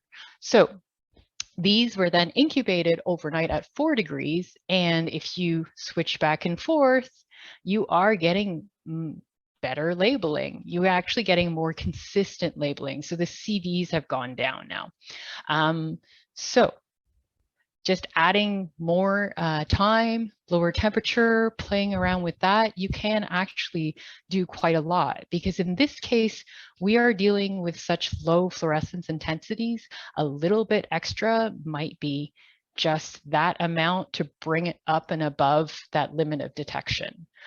So this is just a comparison of the histograms from both the optimizations to both times to different temperatures, and you can see there was definitely an increase. It was a 2.5-fold increase for the lowest concentration of antibody in terms of PEMESF, and a decrease in the CV. So that means that everything was labeling in a more consistent manner. You get a tighter peak. So it's definitely worth doing it for small particles because you are struggling at that limit of detection. So moving on, calibration. So John talked a lot about calibration using his fluorescently labeled liposomes. I don't do that. I do my calibration on fluorescence and light scatter. I think our fluorescence calibration is very similar. Whereas our calibration for size is where we're different. But essentially, calibration in however way you're doing it allows for the expression of our arbitrary units of fluorescence and light scatter into standard units so that we're all speaking the same language. And once we are speaking the same language, then we can compare data across different instruments, different platforms. And that is really important for standardization of data. And I think right now that's really important for the field in terms of the biology that we want to understand. So we need to be able to speak the same language so that we can cross-compare our results and validate our results. So how do we do it? This is an example of a sample that I ran on our Fortessa and on our Cytoflex. So Joshua Welsh and I, back in 2019, did a workshop at Cyto, just showing off the software that he wrote, which calibrated this data for fluorescence as well as side scatter. So just to give you a little bit more background, of course, Fortessa and the Cytoflex are two different instruments. And of course, because they're different instruments, we have different settings, different configuration, different laser power, different filters. And also different types of detectors, right? Because you've got the APDs on the Cytoflex and you've got the PMTs on the LSR Fortessa. One added thing is on our Fortessa, I was using 488 side scatter. On our Cytoflex, it's default 405 side scatter. So you're like, okay, how do you even compare this data in a quantitative way?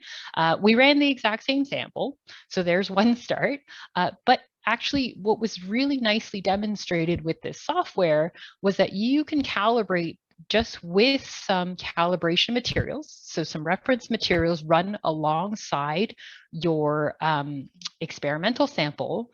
And basically, you can convert your mean fluorescence intensity or median fluorescence intensity for fluorescence and your side scatter into standard units. So in this case, there are multiple examples of standard units. I think both between me and John, we talked about MESF. So molecules of equivalent soluble fluorophore, that's a favorite one for fluorescence. In our case, we were doing anti-GFP staining. So that virus that I was talking to you about that has the GFP PE on the surface. We were targeting it with an antibody that's conjugated to PE. And with PE-MESF calibration beads that I buy, I use the ones from BD. We were able to translate the fluorescence arbitrary units into MESF. And along with the scatter, I use a similar bead set. So it is a polystyrene mixture of polystyrene and silica beads that is purchased from Thermo Fisher. So multiple populations. It's the same way that you would use the PE MESF beads. Instead of being PE fluorescence, different intensities, it is different sizes so that it will give you different side scatter intensities. So the software takes care of the math, which is the difficult part. And then you get data that is actually cross-comparable between different instruments. So in this case, you're seeing PE-MESF over diameter. And another fun thing that you can further then do is look at antigen density. So you can calculate, because we've used PE in this case, PE is one of these fluorophores, it's very large. And so in general, you have one PE molecule per one antibody. So that is an assumption that you can make in order for you to make that biological conclusion and report your data in antigen density. So it's actually really quite cool that you're able to do this now. And I'm kind of surprised that we don't do this more often with, we don't explore it more often with our other flow data, but this is definitely something that is very important for the small particle field because it helps the standardization of the data that you're seeing out there. You have, because these instruments are working at the limit of detection, you have to be convincing. Like that picture that I showed you, I want to believe. So certain very, very bright signals, when you convert them to MESF, and when you then are able to think, okay, this is this many molecules and that many antibodies, do we believe that there could be that many antibodies and that many antigens on something that is supposed to be 50 nanometers in diameter? So it really helps you be able to quantitatively look at data and be able to assess right away whether or not this is good quality data or not. So how do you do this? You're probably looking at this data thinking, how do I make my data standardized as well? So I mentioned multiple times that I use software. There's actually also multiple softwares out there. The one I use is called FCM Pass. This is the one that Josh Welsh created. It does light scatter calibration, fluorescence calibration. It also has a part where you can do refractive index conversions. It's actually kind of fun. And the part that John mentioned about voltage optimization and gain optimization, this software, I believe in the next version, is going to have the application to do that as well. So it walks you through and will help you optimize the gain. So it is not a difficult thing to do per se by hand, on Excel, and you run your beads, but it is nice when it's automated and it just gates all the peaks for you and calculates that separation index, and it gives you the optimal gain recommended for you to run your samples at. Exometry is also a good software. It is actually probably the first software. This is from Edwin Vanderpoel. The calibration materials that you need are the Rosetta calibration beads that you just buy from their website. And when you buy the calibration beads from the website, you get the software for free. It is very easy to use, plug and play. I tried it a few times. I personally like having more options, except with Josh's software, it is free for academic use, but you do need to buy your own beads. So right now you'd be able to buy the NIST traceable polystyrene and silica beads from Thermo Fisher. And of course, there are lots of MESF beads to match your fluorophore of choice on many vendor websites, BD Biosciences, Bangs Beads, Spherotech, all of them have these beads for you to use. Yeah, software downloadable on his FCM Pass website. And there's also a really great YouTube video that walks you through how to do it. But if you were curious, this is what it looks like. So this is fluorescence calibration mode, the tab. And basically all you have to do, you're going to optimize your settings for acquisition of your EVs, and then you're going to run these QuantaBrite PE or whatever MESF beads you want to use. You're going to go into your favorite analysis software, FlowJo, FCS Express, what have you. You need to gate those peaks, the PE intensity peaks, and you're going to take that MFI data and input it into FCM Pass. So aside from the MFI data, you'll also need the MESF data, which comes with the literature that comes with the beads that you bought. And then the software takes care of the rest. It will write the PE-MESF values into your FCS files so that when you're analyzing the experimental data with your favorite data analysis software, you'll see an extra axis that is PE-MESF. And also when you do side scatter calibration, you'll see an extra axes, a couple of extra axes. One of them is diameter. Scattering cross section will also be another one of them. So it's actually quite a fun software to play around with, especially if you like that kind of thing. So again, these beads, multiple populations for side scatter calibration. Basically, the more populations you have, the more accurate the calibration will be because it's trying to fit a curve. Now, I think you can get away with fewer populations because once you start buying the multiple populations, it gets quite pricey. But I think Thermo Fisher is potentially considering selling smaller quantities so that you can buy multiple for cheaper and buy the whole set. So I'm not sure if I was supposed to say that, but yes, there is potentially that option soon. But yeah, so this is another readout from the FCM Pass. This is basically to tell you how well your beads fit, and it's a measure of how well your instrument is functioning, because within the accuracy of the model, you'll see on the right-hand side here, the beads fall within a certain range, then you're good to go, and you can see that it gives you a modeling of what it anticipates polystyrene should look like, silica should look like, and then you have your experimental data on top. So if you fit the model quite well, then it's quite accurate. What it also gives you is a range of vesicles that will be detected. So that solid line on the bottom there is actually your threshold. So remember I was saying I threshold off of light scatter. So that's why I can do light scatter calibration, and wherever that line is and where it intersects the EV theoretical range, that is sort of my theoretical predictable lower end size range of EVs that I can detect on my instrument. So all of this is really useful information as a core facility manager. When people walk up to me and they're like, hey, I'd like to detect EVs, what can you detect on your instrument? When I do this calibration, I actually quite know consistently how well the instruments in my core function, what the lower limits are, and what I should be able to detect. So hopefully between John and I, we've convinced you that my MyFlowSight EV, along with all of these assay controls and framework and all of these guidelines, will help you prove that what you're looking at is actually single vesicle EVs, and that you're no longer wanting to believe, but that you believe. So that's it for me. Special shout out, especially to the EV flow cytometry working group. As John said, they've been around for many years.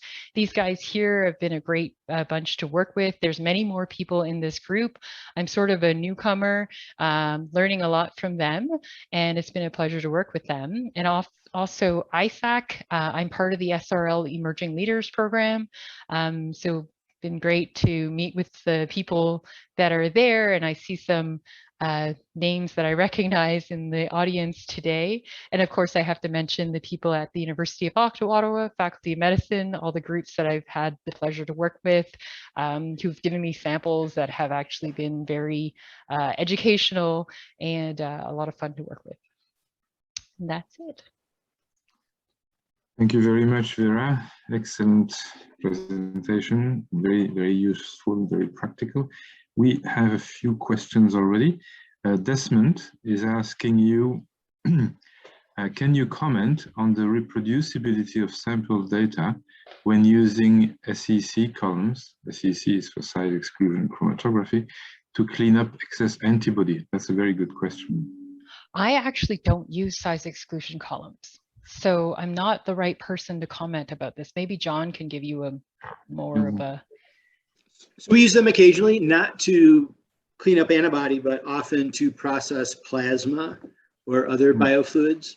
So depending on the features of the SEC, you can get separation between small proteins and large vesicles. Generally involves about a 4-fold dilution when you put it through and collect it out.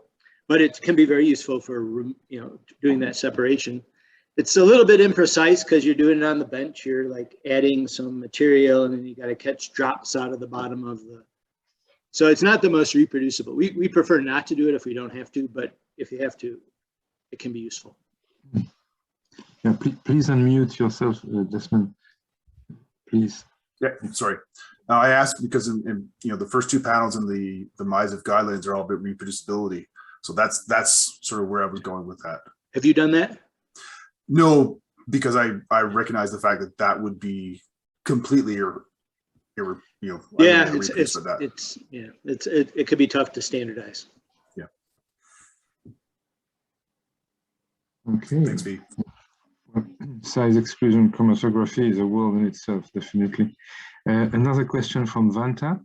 Hi Vera, what is the calibration software? Sorry, the calibration conversion software. Is it publicly available?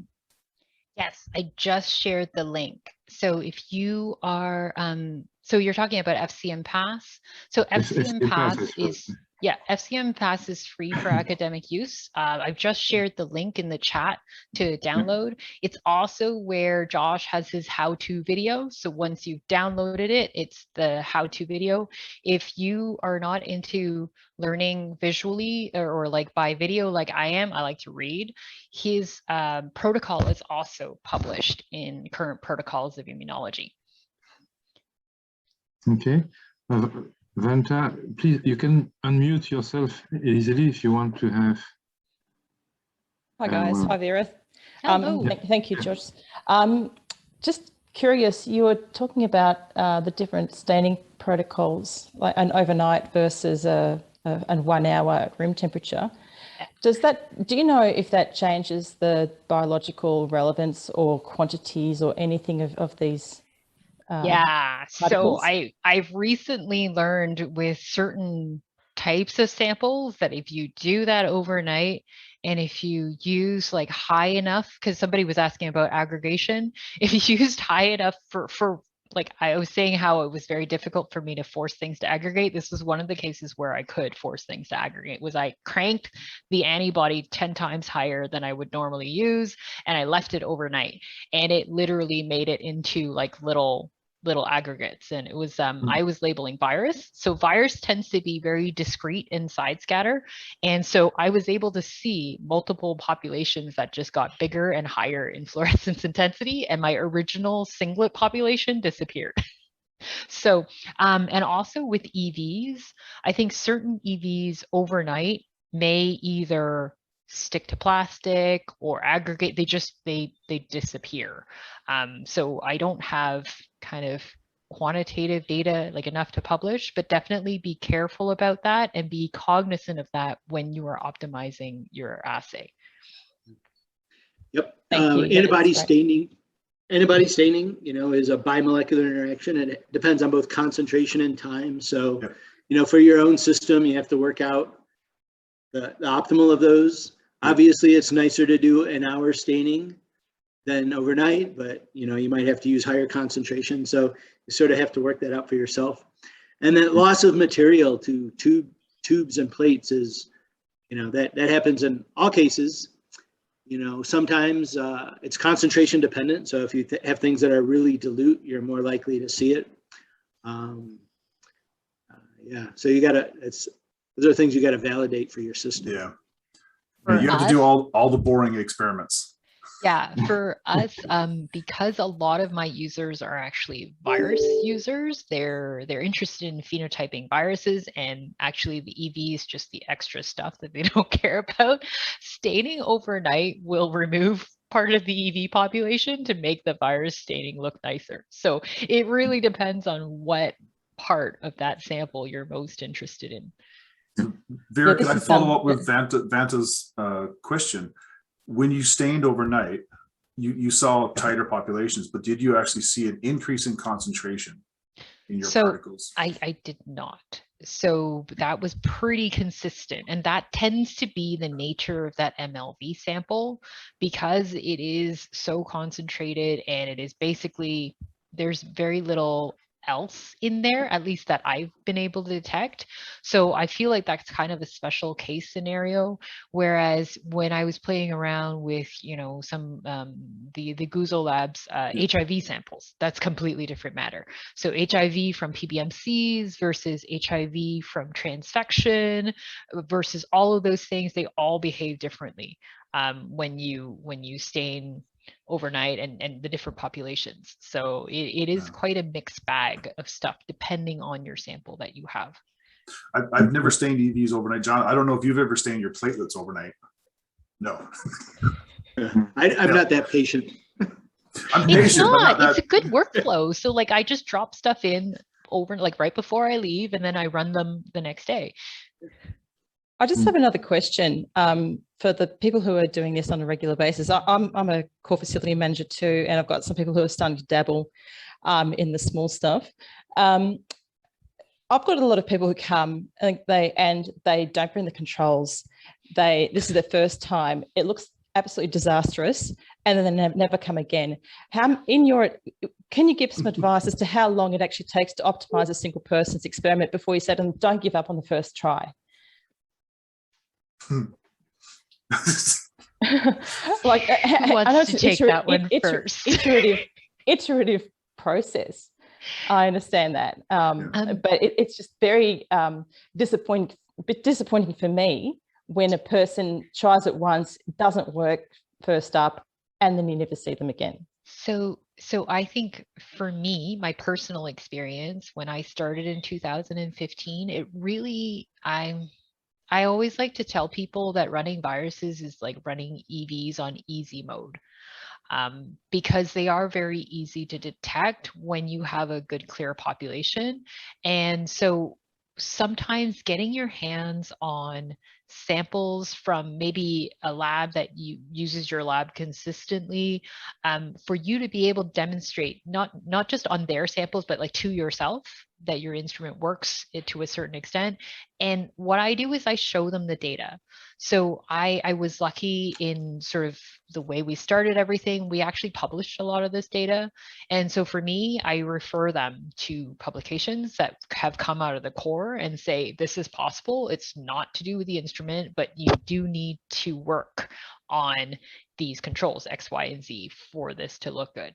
Because I get it. If you're just looking at EVs and it just looked like a big giant mess and you don't see something that you're like, this looks like good data, they're gonna try something else that's easier.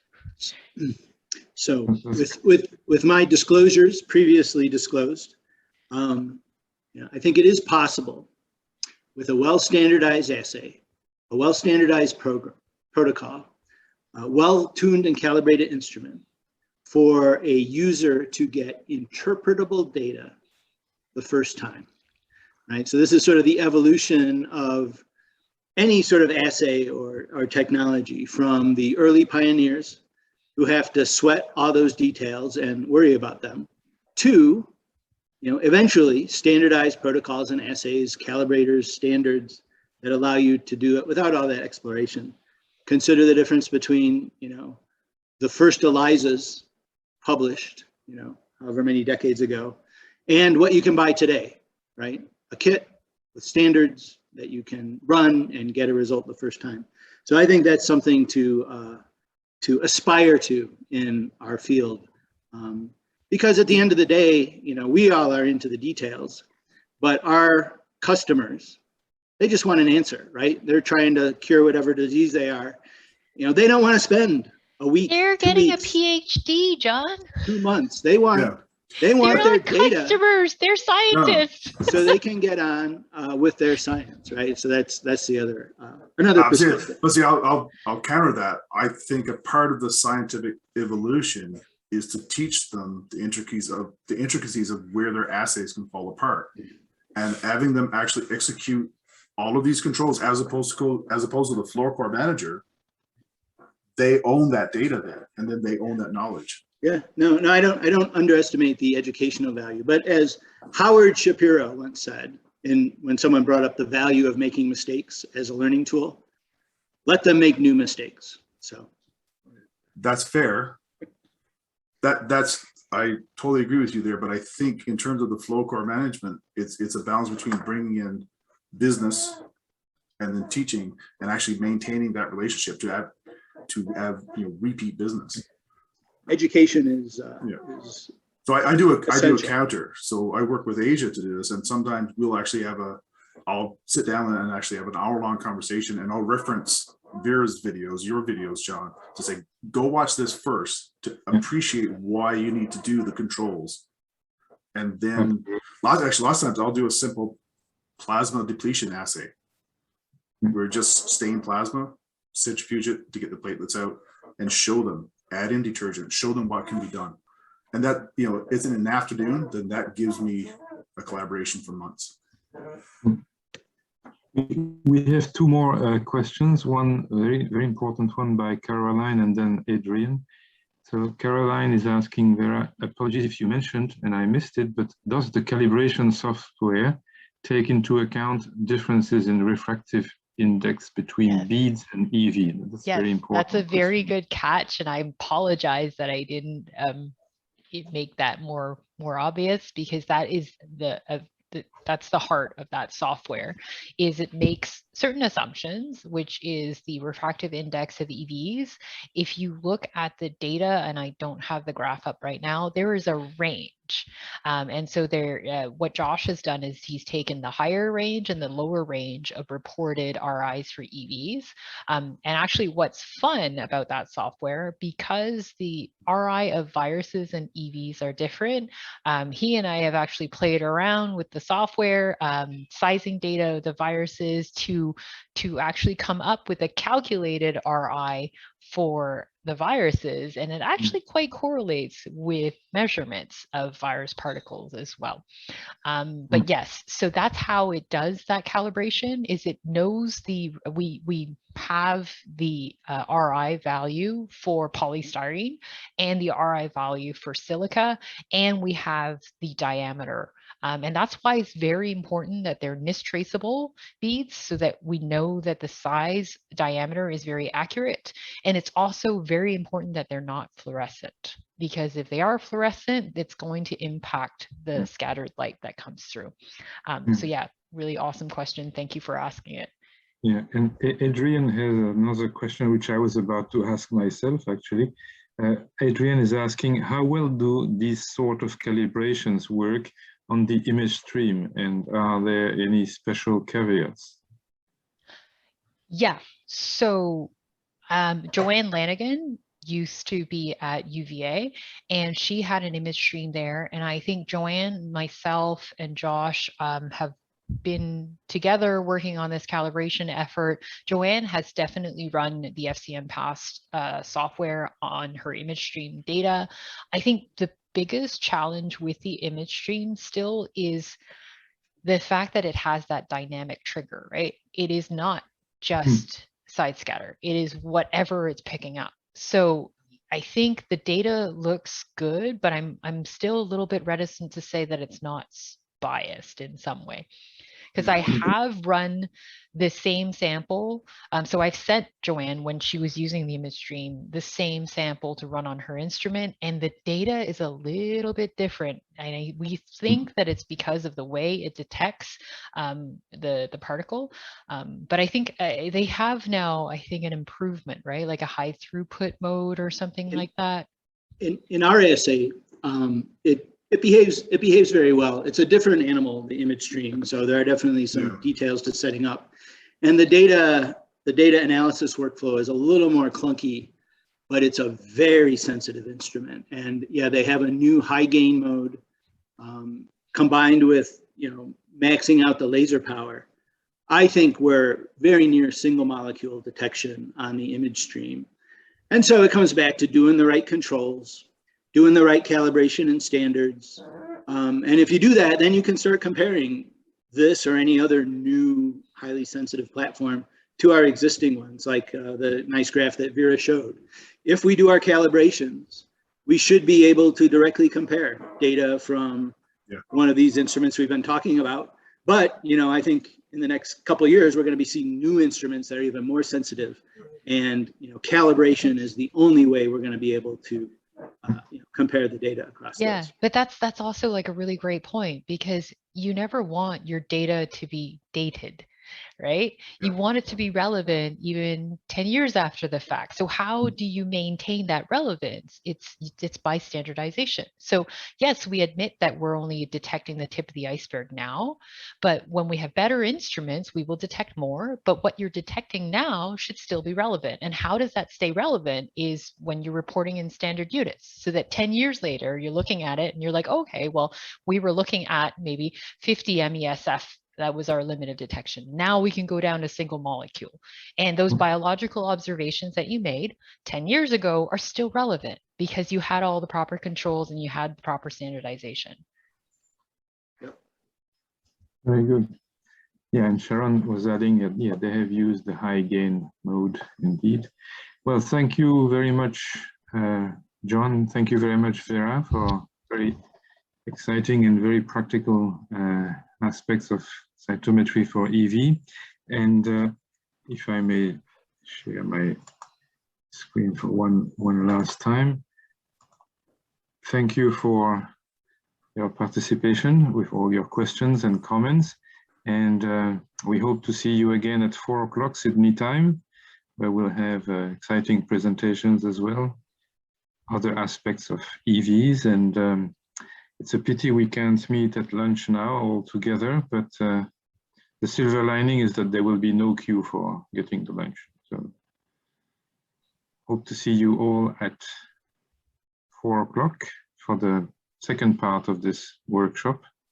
And looking forward to seeing you then. Thanks, George. Thank you, John, and thank you, everyone. Yeah, thanks, everyone. That was great.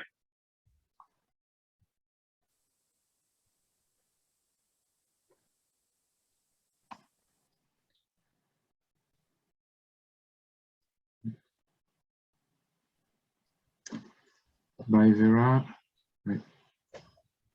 See you sometime soon, I hope. I hope so too.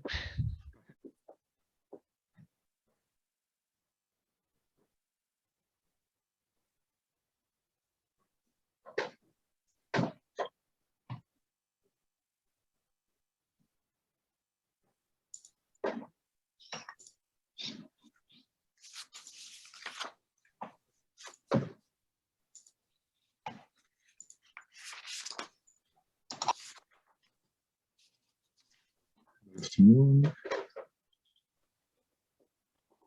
So maybe, yeah, it's a couple of minutes past 4 here, Sydney time. So welcome everyone. Welcome to the second part of our workshop on extracellular vesicles and flow cytometry. We have 4 excellent speakers, starting with Yong-Song Go from Pohang in South Korea. Initially, I had proposed the title like Molecular Biology of Extracellular Vesicles, but Yong-Song is going to take us through many aspects of the extracellular vesicles and how they really serve as communication means, so way beyond the small introduction I gave in the morning on the role in pathophysiology.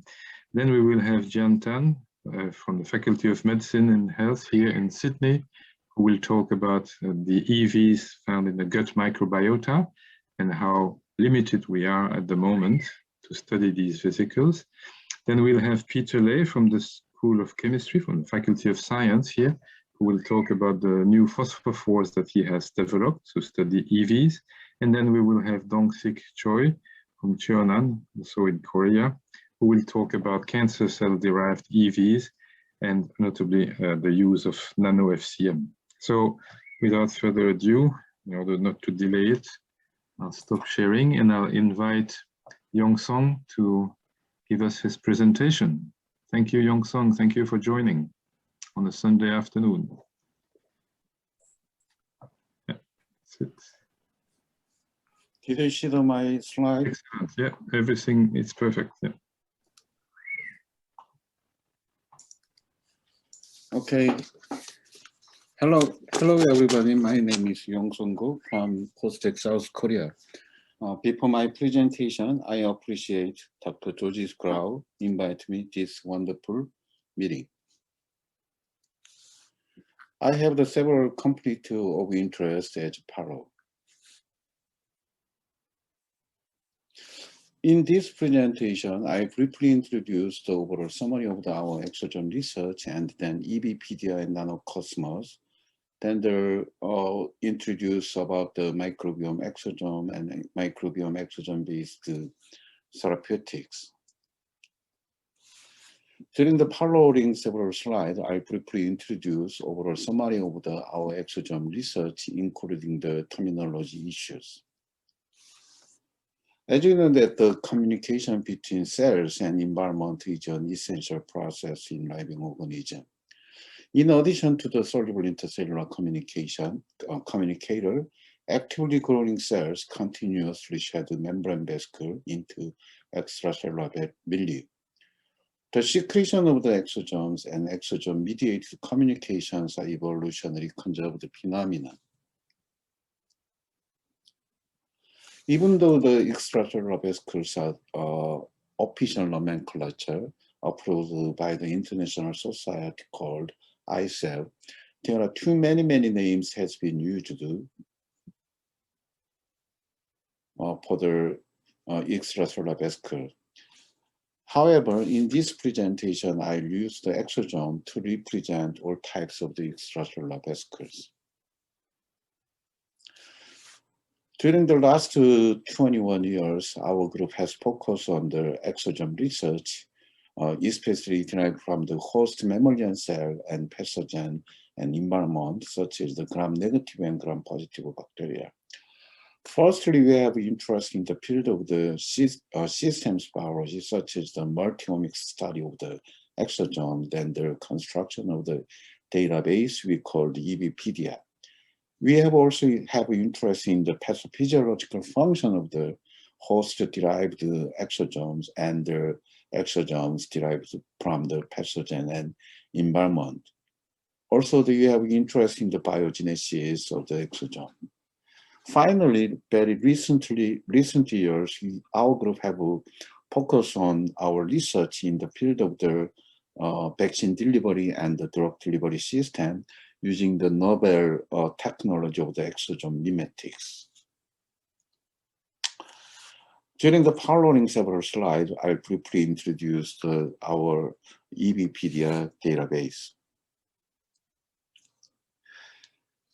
Many people now have believed that the exosome have a specific subset of the protein, mRNA, microRNA, and the lipids, and these exosomal cargos are different from the cellular component.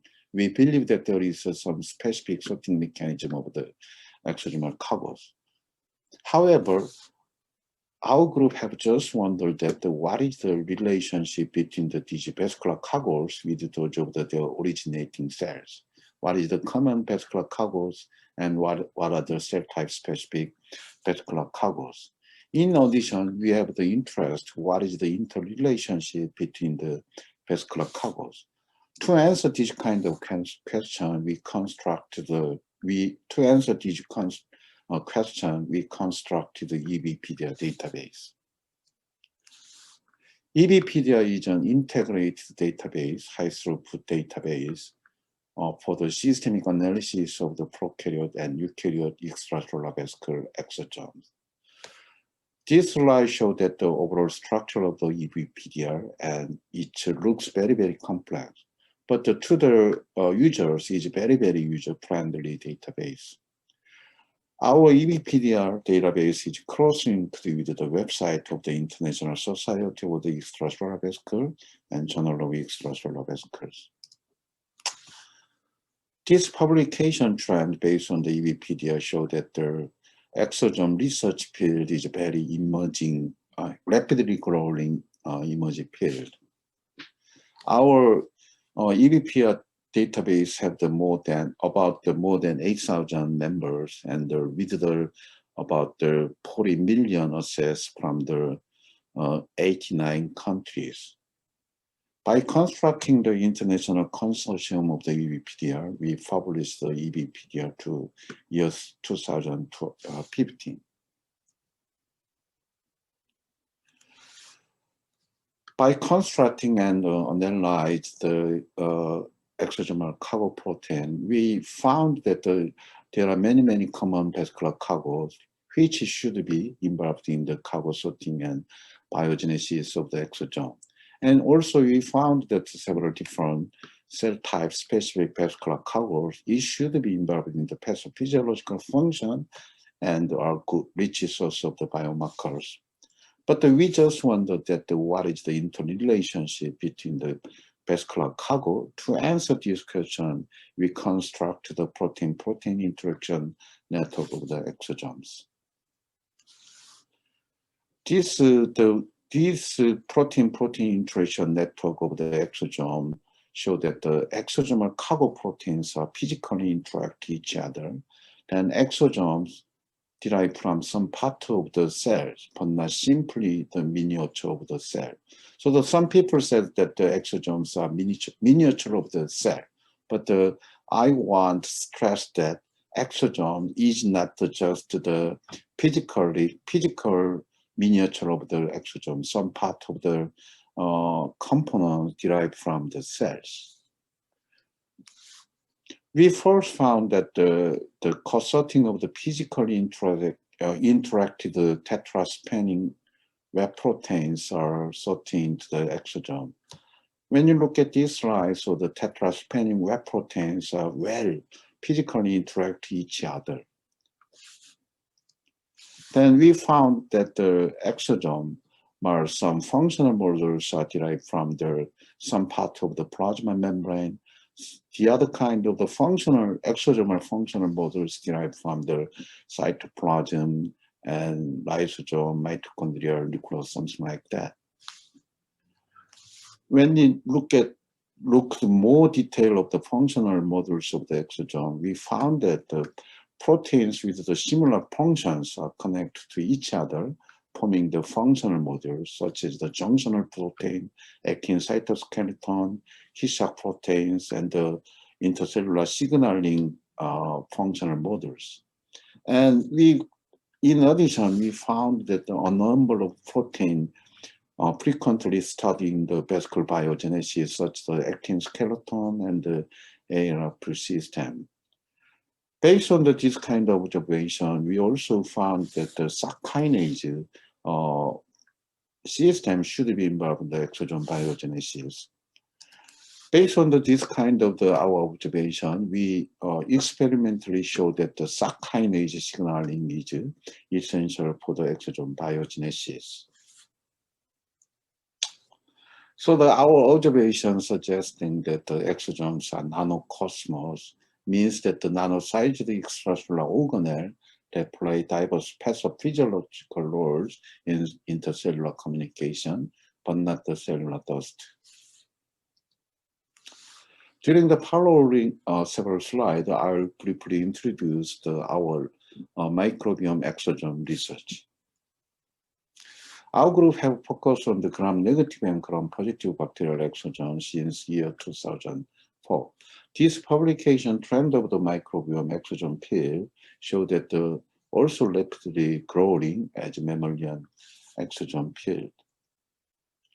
Year 2007, our group first report on the global proteomic profiling of the native outer membrane vesicle derived from the Escherichia coli. After that, we tried several proteomic analysis of the several different kinds of the outer membrane vesicle derived from the gram-negative bacteria, such as the Acinetto, Baumani, and the Pseudomonas, and also construct the EBPD, something like that.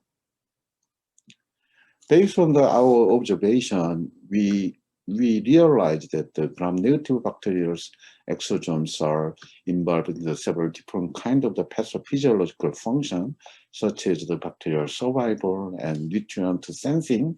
Some kind of the bacterial exosome cargos are involved in the killing competing bacteria and also involved in the targeting to the host cell and then modulation of the host immune response.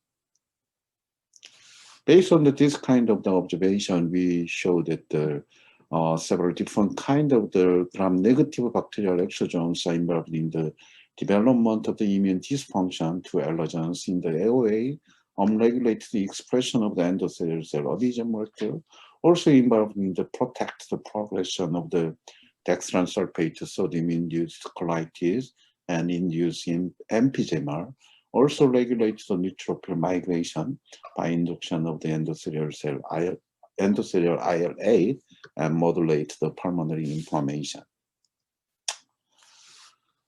Until year 2009, the shedding exosome by gram-negative bacteria has been completely overlooked. We decided that to showing the evidence, even though the gram-positive bacteria produce exosome. Finally, we first show the direct evidence on the gram-positive bacteria, such as the Staphylococcus aureus and Bacillus subtilis actively release the exosome. And these our observation clearly suggest that the secretion of the exosome and exosome-mediated communications are evolutionary conserved phenomena. Based on our proteomic analysis of the gram-positive bacterial exosome, we found that like a gram-negative bacterial exosome, gram-positive bacterial exosome involved to the several pathophysiological functions, such as the response to the antibiotics targeting to the host cell and the coagulation, something like that. Based on this kind of the proteomic analysis, we show that the exosomes derived from the Staphylococcus aureus induced atopic dermatitis like skin inflammation, also induced the neutrophilic pulmonary inflammation, and also involved in the antibiotic transfer of the antibiotics resistance by transferring the biologically active beta-lactamase. Also, the Staphylococcus aureus alpha hemolysin involved in the development of the atopic dermatitis. After our seminal findings of the gram-positive bacterial exosome, many other groups published different kind of the gram-positive bacteria also produced the exosome, and these gram-positive bacterial exosome involved in the many different kind of the pathological functions, such as the induced host cells death and involved in the biofilm formation. So to summarize of our gram-positive bacterial exosome, we can say that all living organisms on Earth share the exosome, and the secretion of the exosome and exosome-mediated communication. So evolutionary conserved phenomena. During the next several slides, I'll briefly introduce our recent microbiome exosome-based vaccine delivery or the cancer immunotherapy therapy. Gram-negative and gram-positive bacterial exosomes are enriched with the several pamphlets. These suggest that the bacterial exosome act as the strong immune stimulate. Based on this kind of the findings, we can speculate that bacterial exosome, even though the gram-negative or the gram-positive bacteria should be useful for the development of the vaccine delivery system and maybe chance act as the cancer immunotherapeutic agent. We have shown that the several different kinds of the gram-negative and gram-positive bacterial exosomes are potent vaccine delivery system. However, for the clinical application, there are many potential problems of the bacterial exosome.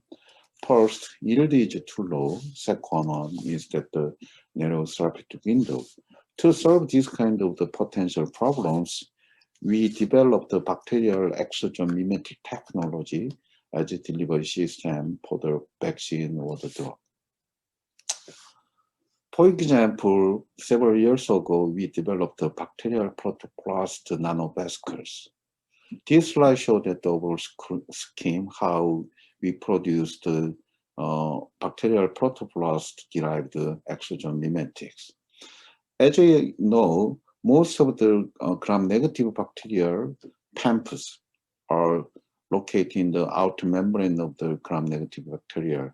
So we first remove the cell wall by the treatment of the lysozyme called the protoplast. And then by the serial extrusion of this protoplast, we can produce huge amount of the antigen or the drug-loaded bacterial protoplast-derived nanovesicles. These bacterial-derived nanovesicles show that neither cytotoxicity or the enhanced inflammation, but have the strong immune adjuvant activity as a vaccine delivery system against several different kinds of the bacterial infection. We further showed that these bacterial protoplast-derived nanovesicle is good for the targeted drug delivery system, such as the chemotherapeutics. If you have interest in the exosome mimetic technology, I recommend you found our recent review article about the exosome mimetic technology. During the following several slides, I want to introduce the microbiome exosome-based cancer immunotherapy. As I mentioned before, microbiome exosome have a very potent immune modulation function. So based on this observation, we hypothesize that microbiome exosome should have the anti-tumor function. First, we show that the gram-negative and gram-positive bacterial exosome induce complete regulation of the mouse colon adenocarcinoma. Furthermore, we show that the E. coli exosome induce the effective anti-tumor response in multiple tumors and almost completely block the spontaneous lung metastasis of the highly metastatic cancer cell, and also targeting to the tumor tissue after systemic administration. This E. coli exosome-based anti-tumor function is the interferon gamma and NKT cell dependent. For the clinical trial of the microbiome exosome-based cancer immunotherapy, we license out our patent to the Rodetta exosome. Rodetta exosome developed the non-GMP level of the large-scale mass production of the E. coli exosome with very low cost, and further show that these massively produced E. coli exosome have strong anti-tumor activity. These largely massively produced E. coli exosome show that the complete regulation of the CT26 mouse colon cancer and the other kind of the mouse cancer cell line, but sometimes they show that the partial regulation. Rosetta Exogen finished the CMO-based mass production and now performed the GLP tox CRO experiments. Here is my take-home messages. The sequestration of the exosome and exosome-mediated communications are evolutionary conserved phenomena. We have shown that both gram-negative and gram-positive bacterial exosome have a potent anti-tumor activity, novel platinum powder vaccine delivery system. As a next generation cancer immunotherapeutic agent, E. coli exosome have potent anti-tumor activity against several types of the cancer with greatly reduced toxicity, block spontaneous lung metastasis of highly metastatic cancer cell, target to the tumor tissue after systemic administration, and anti-tumor activity is interferon gamma and NKT cell dependent. Furthermore, we show that the mass production of the bacterial exosome with very, very low cost. Thank you for your attention. Well, thank you very much, Yong-Sung, for this fantastic talk. That's really remarkable. Each time I listen to you, I'm more and more impressed. And I'm sure there are many questions from the audience. So please feel free to either type your question in the chat for Yong-Sung or just unmute yourself and directly ask the question. Before questions are coming, I have several questions myself, but one which is really burning about your protoplast-derived EV is how you can make sure that these engineered EV will reach the tumor cells. And did you, for instance, engineer something specific in their membrane? So actually, in the case of the vaccine delivery system, we never tried the tumor targeting issue, but in the case of the delivery system, such as the chemotherapeutic agent, at the time, we engineered the protoplast-derived exosome mimetic by incorporation of the human EGF on the surface of the exosome. I see. So that this EGF molecule targeting to the EGF receptor positive cancer cells, something like that.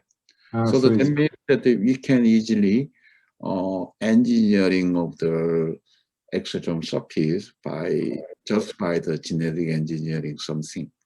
Okay. I see. So EGF normally the many nano scientists believe that in the case of the tumor vasculature, tumor tissue is very weak, and also the lymphatic system is hampered. So the result is, we call that the EPR effect, enhanced permeability and retention. So tumor tissue has this kind of the common feature. So somebody tried to that the nano material based delivery system, based on the EPR effect, some of the nanomaterial can passively accumulate in the tumor tissue. This is a very well-known phenomenon. So to summarize this, so the exosome or the exosome mimetics are nano-sized material. They have the EPR effect and passively localize targeting to the, not actually targeting, but the targeting and also retention is increased. We call the EPR effect. And in our case, using the EGF display system, they can further actively targeting to the tumor tissue, something like that. I see. This is truly fascinating. Simon has a question. He is asking, are these bacterial exosomes not immunogenic? Very good. What is the meaning? Are the bacterial exosomes not immunogenic? Asks Simon. Actually, the bacterial exosome is immunogenic. because that's the foreign molecule. Also have the some strong immunoadjuvant function. That means that when you try to for example, anti-tumor activity, so during the injection, they produce some antibody, but we realize that, but we don't know exactly how, but the producing the antibody maybe not block the anti-tumor function of the bacterial exosome, but we need a further study. Yeah. Okay. Yes. Especially for chronic administration. So yeah, that's a very good question. Really fascinating. And any other question for Yongsong? I had a quick question. Yes, please, Vanta, please. Hi. Hi. It's very fascinating field. I've never really come across it. What is it inside the bacterial EVs that is anti-tumorigenic, and how do you control for what actually is transported to the tumor versus, because I assume there's lots of different things that could be inside the cargo of these EVs?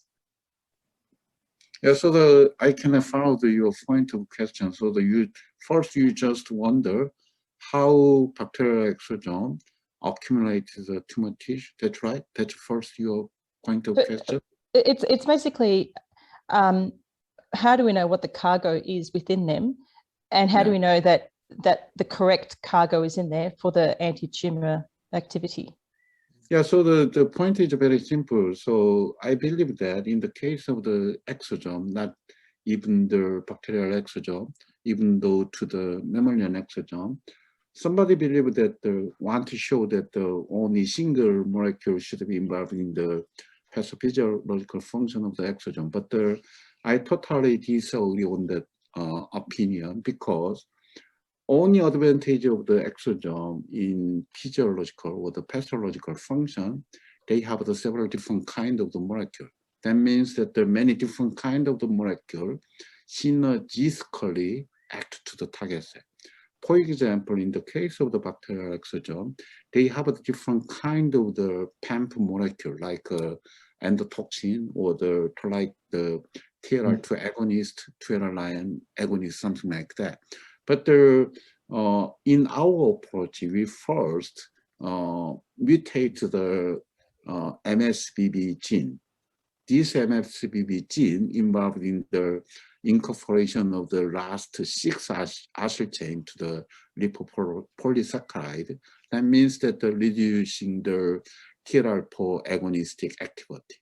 After that, we show that even though the MSBB mutated exosome should have the anti-tumor function, that means that that's not independent of the TLR4 activation. But there are still many different kind of the cargos, the exosomal cargos, that should be involved in the TLR2 signaling, also TLR9 signaling, or other unidentified target. So the to some of all these different kind of the cargo activate the host cell, like a human host dendritic cell or the other kind of NK or T cell.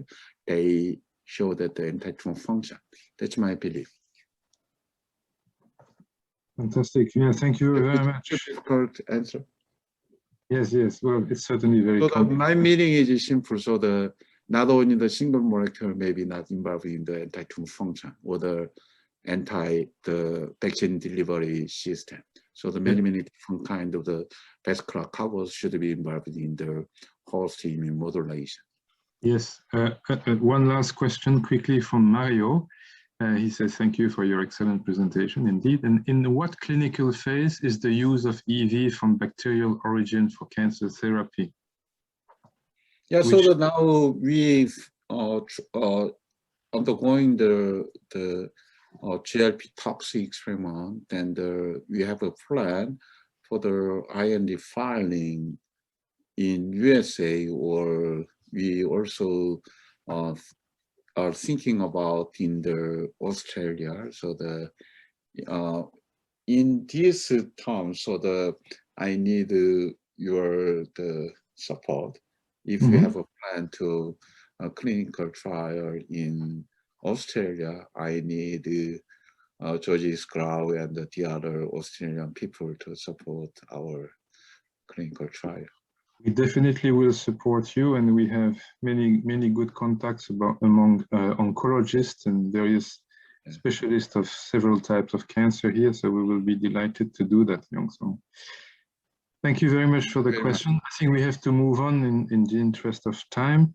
Thanks again for a fantastic presentation. So now it's my pleasure to introduce Jian Tan for the Faculty of Medicine and Health in Sydney, who will also talk about his research on gut microbiota. Thank you very much, Jian. Thank you, George. I'm just going to share my screen. Yes, please.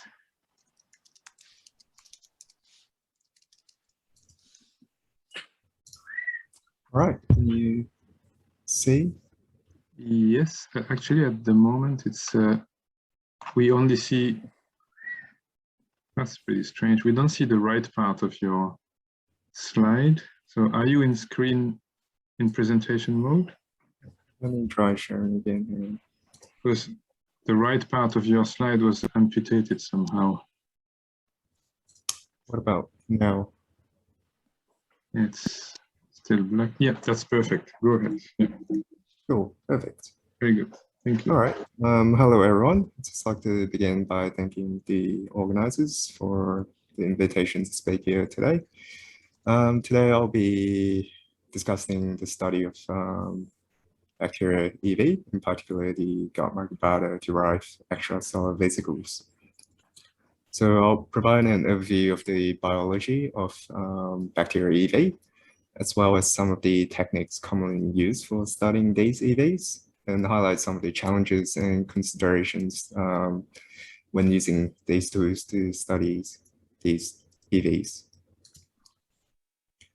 All right, just a little bit of an introduction to the gut microbiota. So the average human body contains about 1.3 times more bacterial cells than human cells. And most of these bacteria are residing in our gastrointestinal tract. The microbiome is highly diverse. That's hundreds to thousands of different species. And together they have a much greater genetic diversity than us.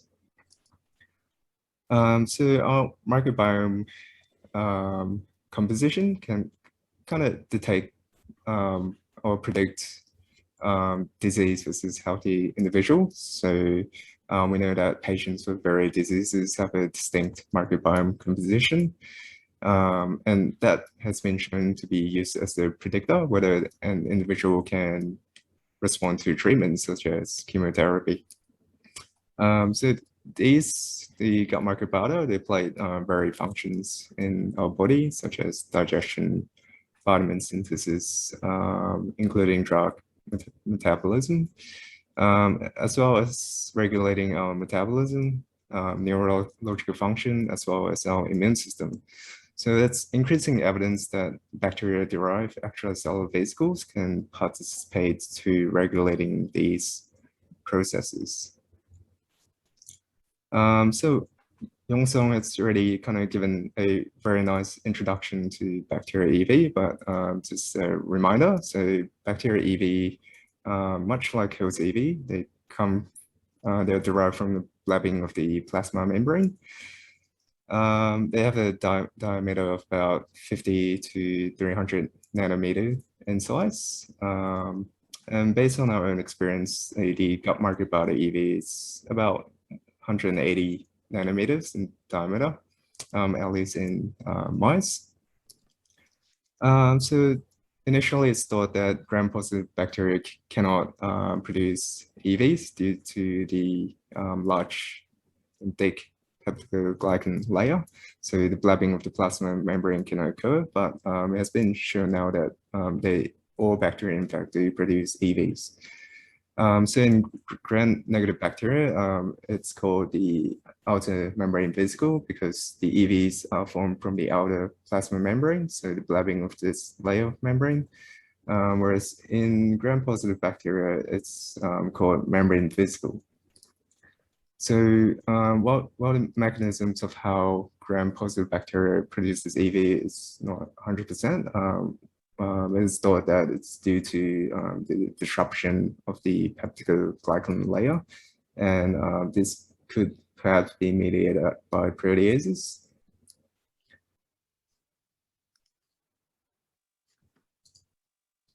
All right, so what are some of the roles of bacteria EV? So they play a variety of functions. So not only do they act as a nutrient source, they can also mediate horizontal gene transfer, as well as playing a role in antibiotic resistance, biofilm formation, survival, chlorine sensing, and self-defense. So many of these responses are mediated by what is cargoed inside the bacteria EV. So that's a bunch of different molecules that can help mediate these effects. So what about the effect on the host? So bacteria-derived EV are also involved in inter-kingdom communication. So these are just some of a few examples, but for example, in humans, differences in the composition of the BEV profile in feces was observed between diabetic versus healthy controls.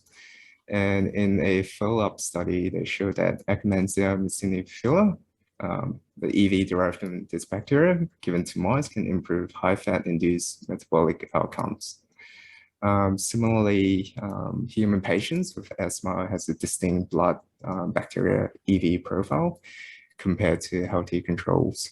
And EV from Bifidobacterium longum can protect against food allergy by suppressing mast cells activation. So how does BEV communicate with the host? So one of the major mechanisms is the activation of toll-like receptors expressed by the host. Mainly TLR2, which recognizes lipoteichoic acid on gram-positive bacteria, and lipopolysaccharide or LPS expressed on gram-negative bacteria. Activation of these receptors elicit a inflammatory response on the host, but that's not always the case. So that's one study that showed that polysaccharide A on bacteria, OMVs, can activate TLR2 to elicit anti-inflammatory effects. So EV isolated from pathogenic bacteria can also mimic the pathology of their parent bacteria while the cargo of the toxins. And in other papers, they've shown that these bacteria EVs can mediate host bacteria communication via transfer of RNA metabolites and potentially other bioactive molecules. What's interesting is these bacteria EVs, some of the effects can be species specific, despite the similar membrane structure. So for example, in the case of gram-positive bacteria, it has been shown that S. aureus, but not P. acnes, can on the skin. So the BEVs applied on the skin can regulate monocyte recruitment and IL-6 production only in S. aureus, but not P. acnes. So likewise, B. longum has been shown to suppress mast cell activation and elevate food allergy symptoms, but not EVs derived from E. faecalis. So what are some of the challenges of studying bacteria EV, particularly from the gut microbiota? So most study focuses on a single strain of bacteria, and we kind of lack the knowledge of the complexity of the entire pool of the gut microbiota EV on the host. For example, are they synergistic or inhibitory effects of different EVs acting on the same cell?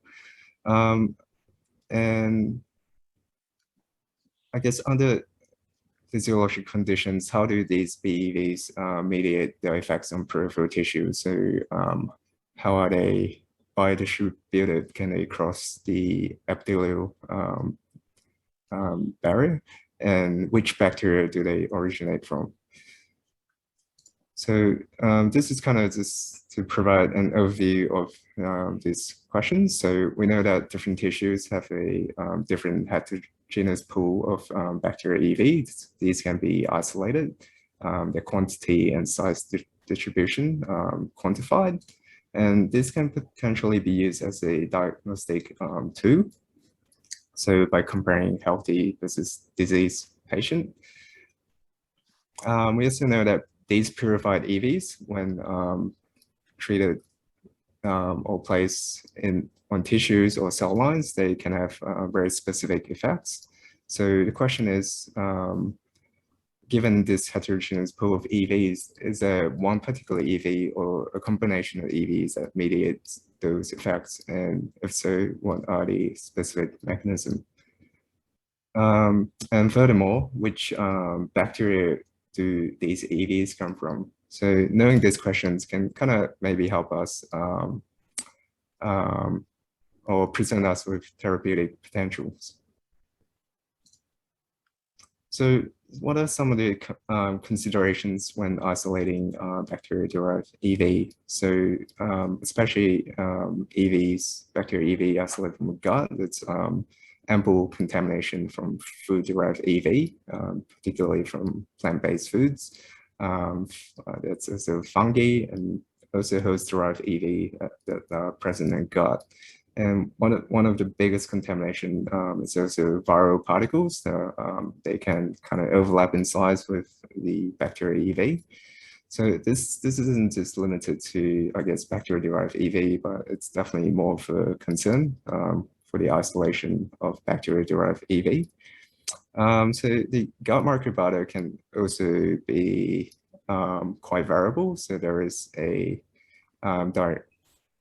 diurnal effect and feeding effect. So depending on the time of day or whether you have just eaten, that can change the composition and the activity of the gut microbiota, and that can affect the release and composition of the bacteria EV.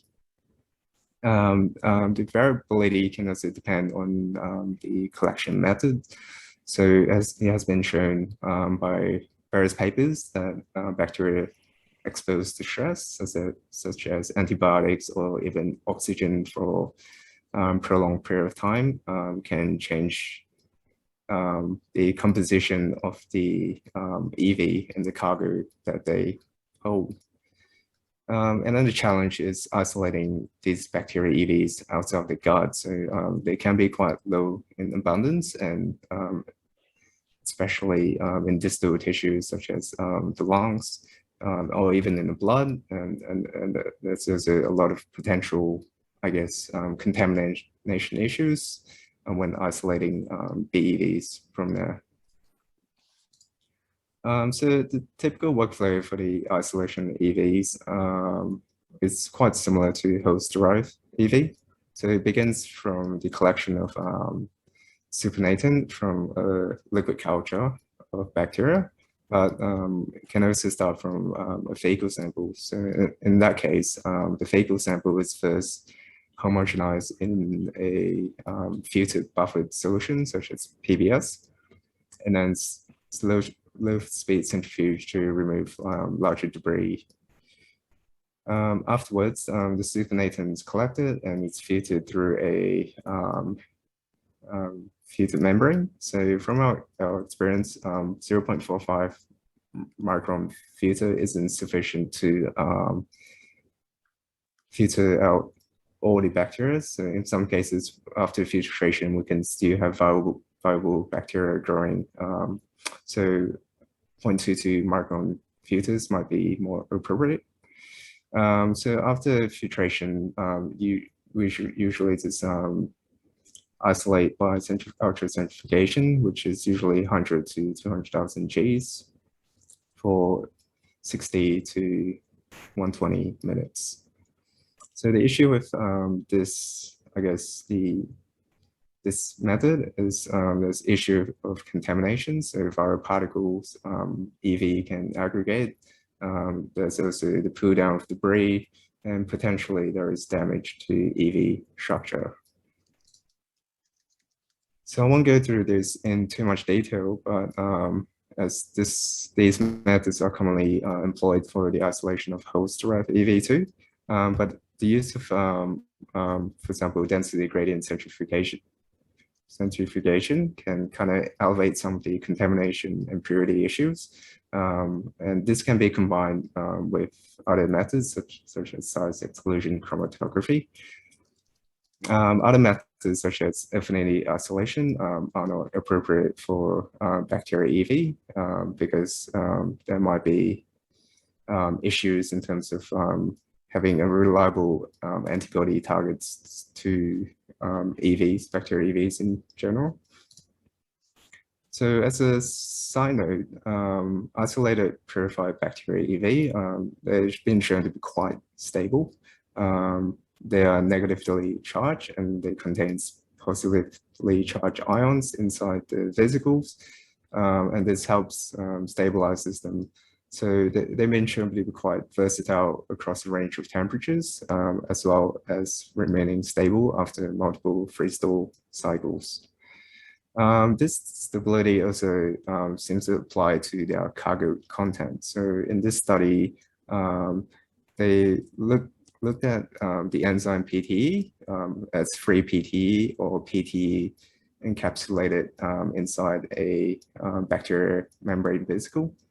And across different storage conditions, they show that the activity of the enzyme was much higher when the enzyme was stored in an EV compared to in free form. So in terms of identifying the origin of BEV, this is hampered by the lack of universal markers, as I mentioned before. So unlike host-derived EV, which can be identified by surface markers such as CD63, CD9, and so forth, BEVs don't really have such markers. So, for example, it is possible to target some of the, I guess, the membrane structures such as LPS or LTA, but in a lot of cases, this isn't usually accessible to antibodies. So, for example, if we look at the structure of LPS, the usual target for antibodies lipid A, which is kind of embedded within the membrane, and there's issues with antibodies being able to bind to this target. So even broad characterization of gram-positive and gram-negative bacteria EV can be problematic. It's probably more suitable for Western blot and ELISA, and you're kind of limited to I guess bulk analysis, and there might be sensitivity issues if you want to compare concentration of different types of gram-negative versus gram-positive EV this way. All right, so I guess one of the more useful ways of identifying the origin of BEV so far is through DNA sequencing. So this involves sequencing the 16S rRNA chain within isolated bacteria EV.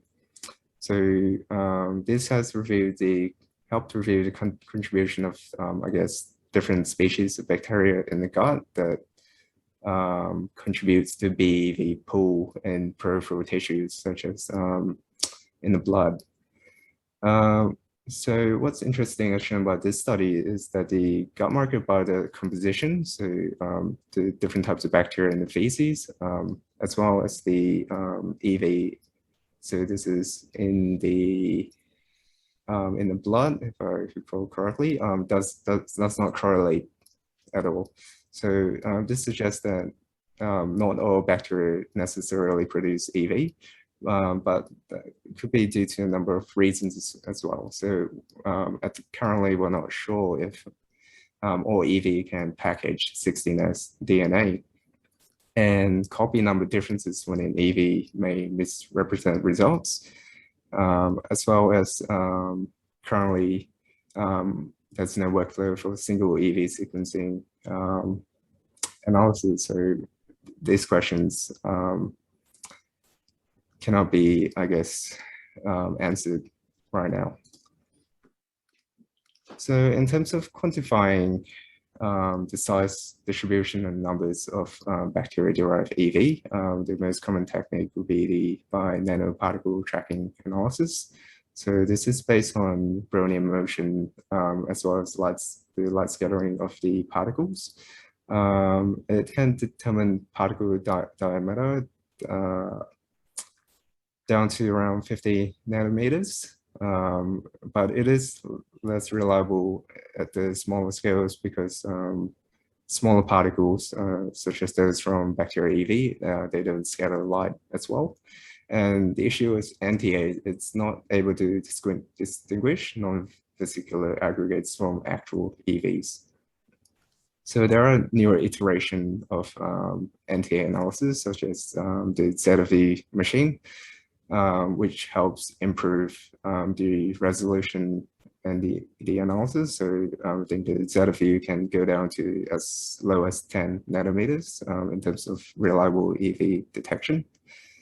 Another method is dynamic light scattering. So this is also based on Brownian motion and light scattering. The advantage is it can detect smaller particles, but you only get a relative concentration instead of absolute concentration of EVs, unlike the NTA.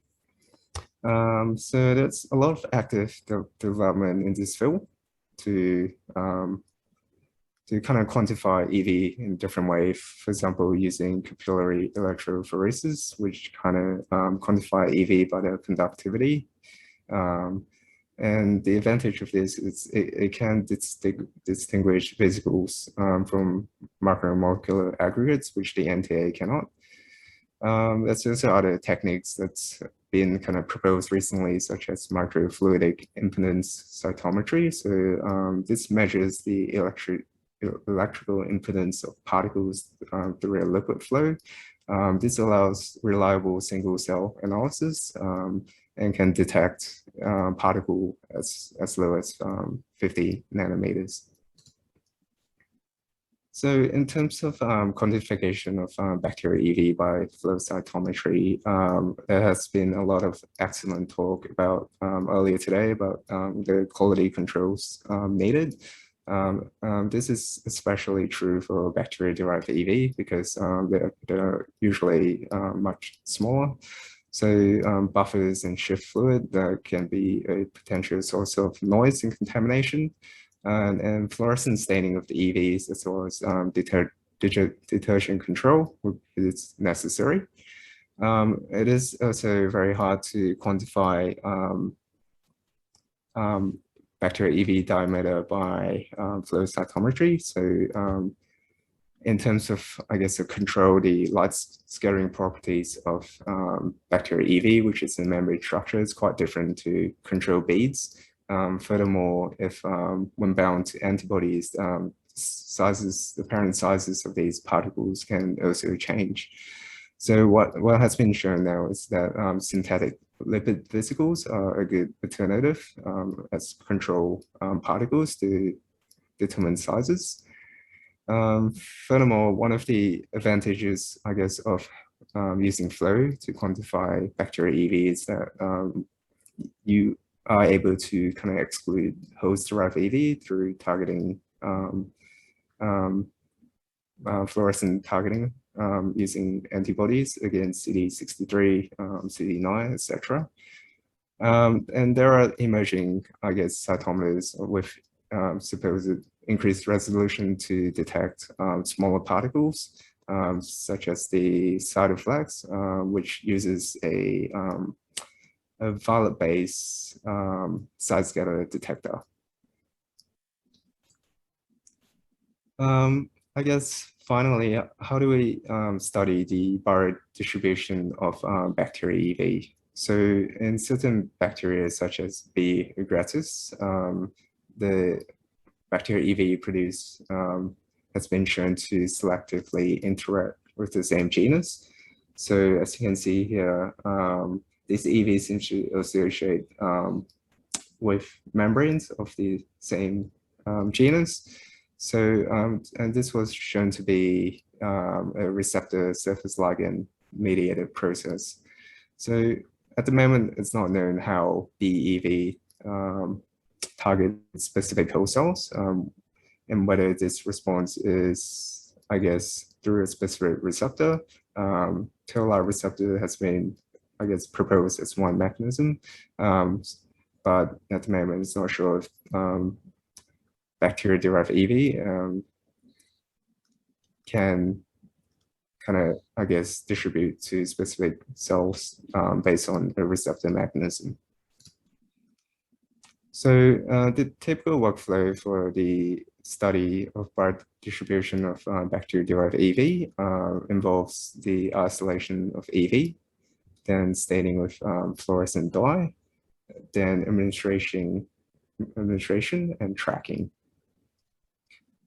So a few things to consider here. So the impact of fluorescent dyes on EV can potentially alter the biological or physical properties of BEV, and that could kind of change the way they biodistribute. And in most of the studies done so far, in terms of the administration, it's done through intravenous injection.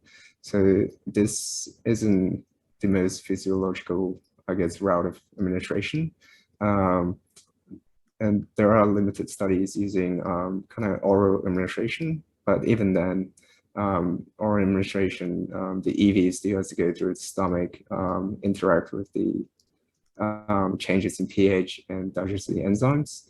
So one consideration for this is the intrarectal administration, which isn't commonly done or at all in terms of having the most physiological route of tracking how bacteria EV biodistribute to distal organs.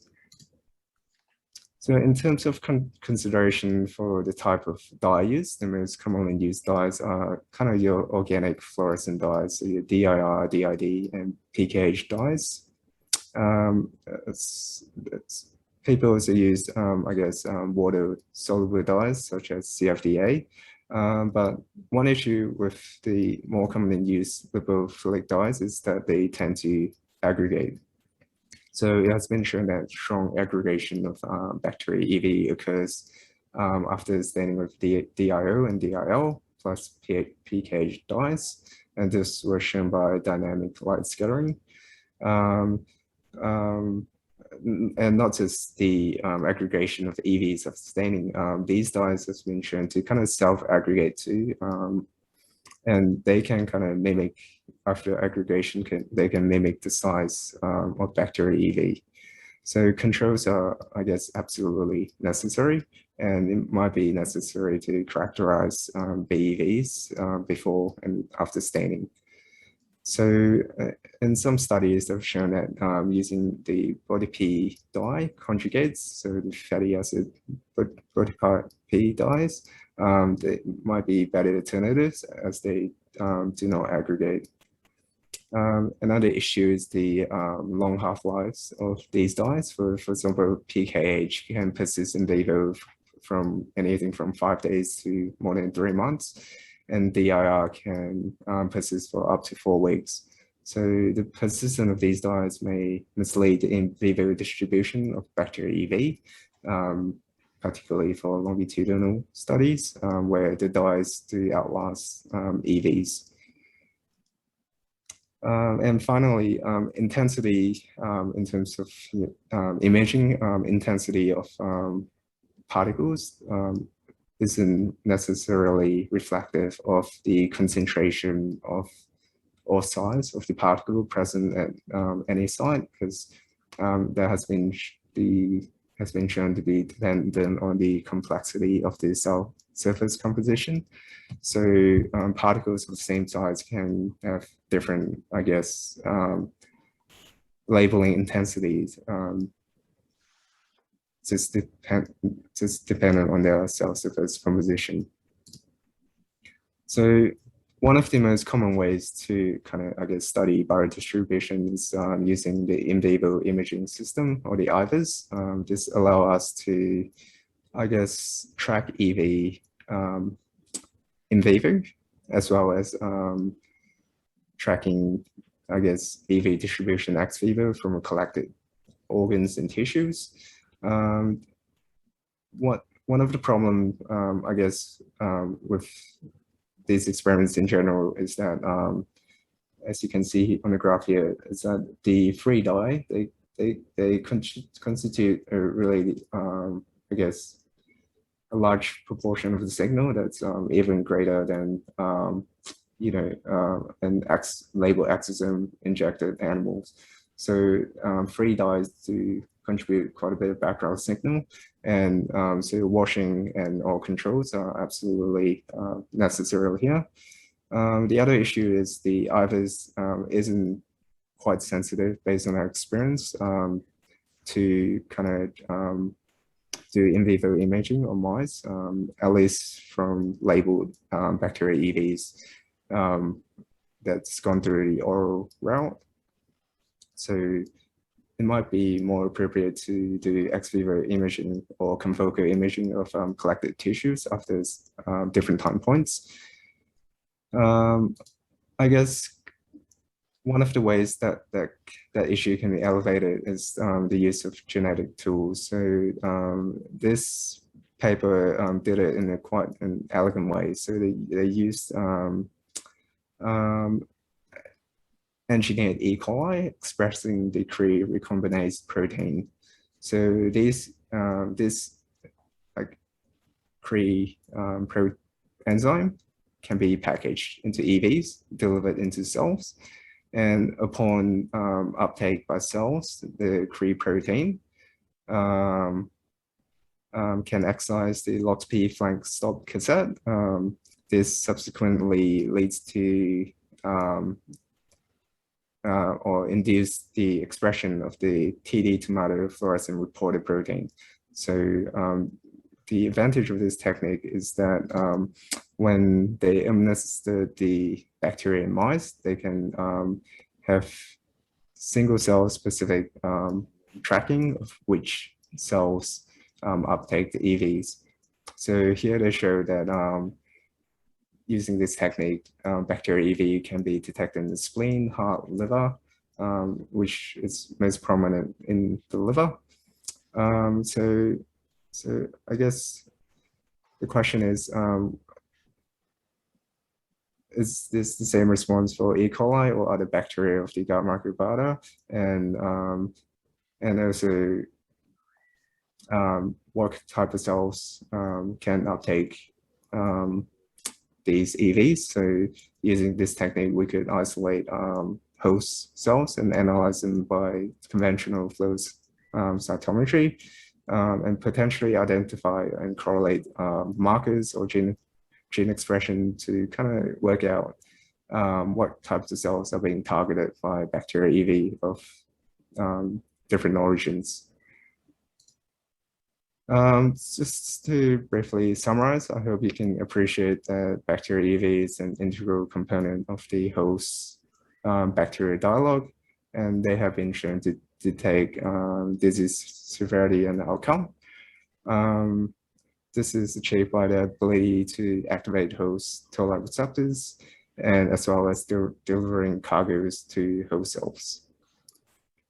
So while most of the work so far has looked at the impact of single species of bacteria, we're still not quite sure what the overall impact of the entire pool of bacteria EV or the microbiota EV are on the host.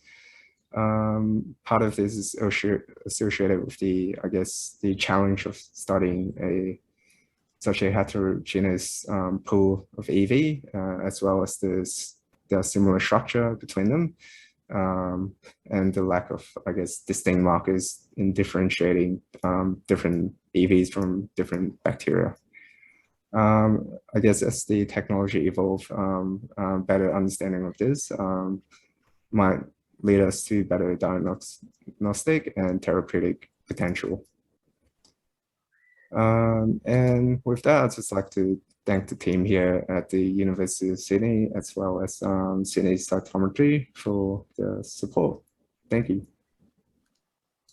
Thank you very much, Jan. That's a fantastic overview of the topic, and indeed, many more questions remain to be solved. That's remarkable. I think in the interest of time, we may have to move on because it's already 7 past, but congratulations, really great talk. So, there is just one question by Simon. Do bacterial EVs have nucleic acids? The answer is certainly yes, but yes. So they do contain both DNA and RNA.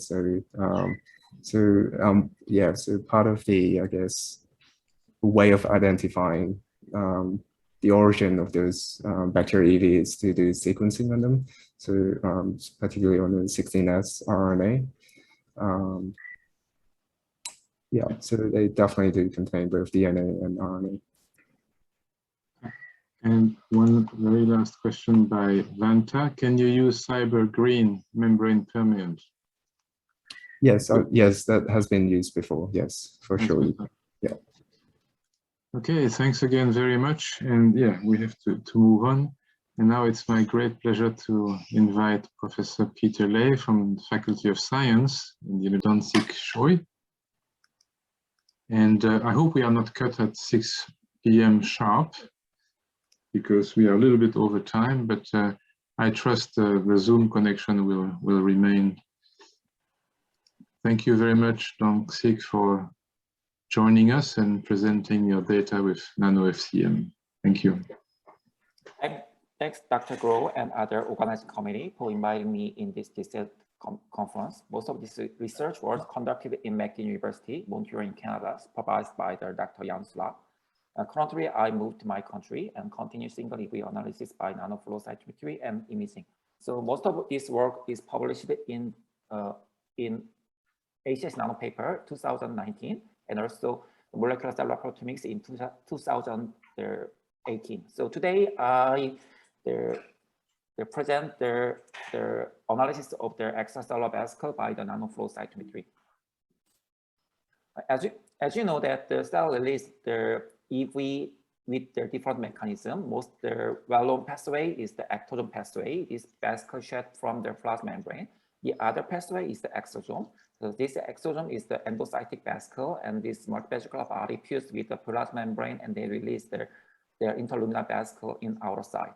So there are lots of people do their omics study, and they found that there are lots of their protein and the transcript and lipid, all the carbohydrate or metabolic, the molecule they're equipped inside of the extracellular vesicle. But we don't know that this all component is equipped in single EV, or their vesicle, the different type of vesicle contains specific molecular component.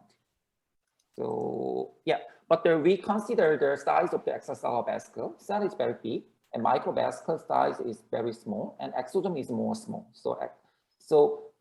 So when we consider the physiological property, the exosome cannot keep all kind of the molecular composition. So if we consider the 120 nanometer of the EV, based on their surface area, around the 2,000 of the immunoglobulin can cover the whole region. This means that around the 1 or 2,000 of their protein cannot keep into their single EV.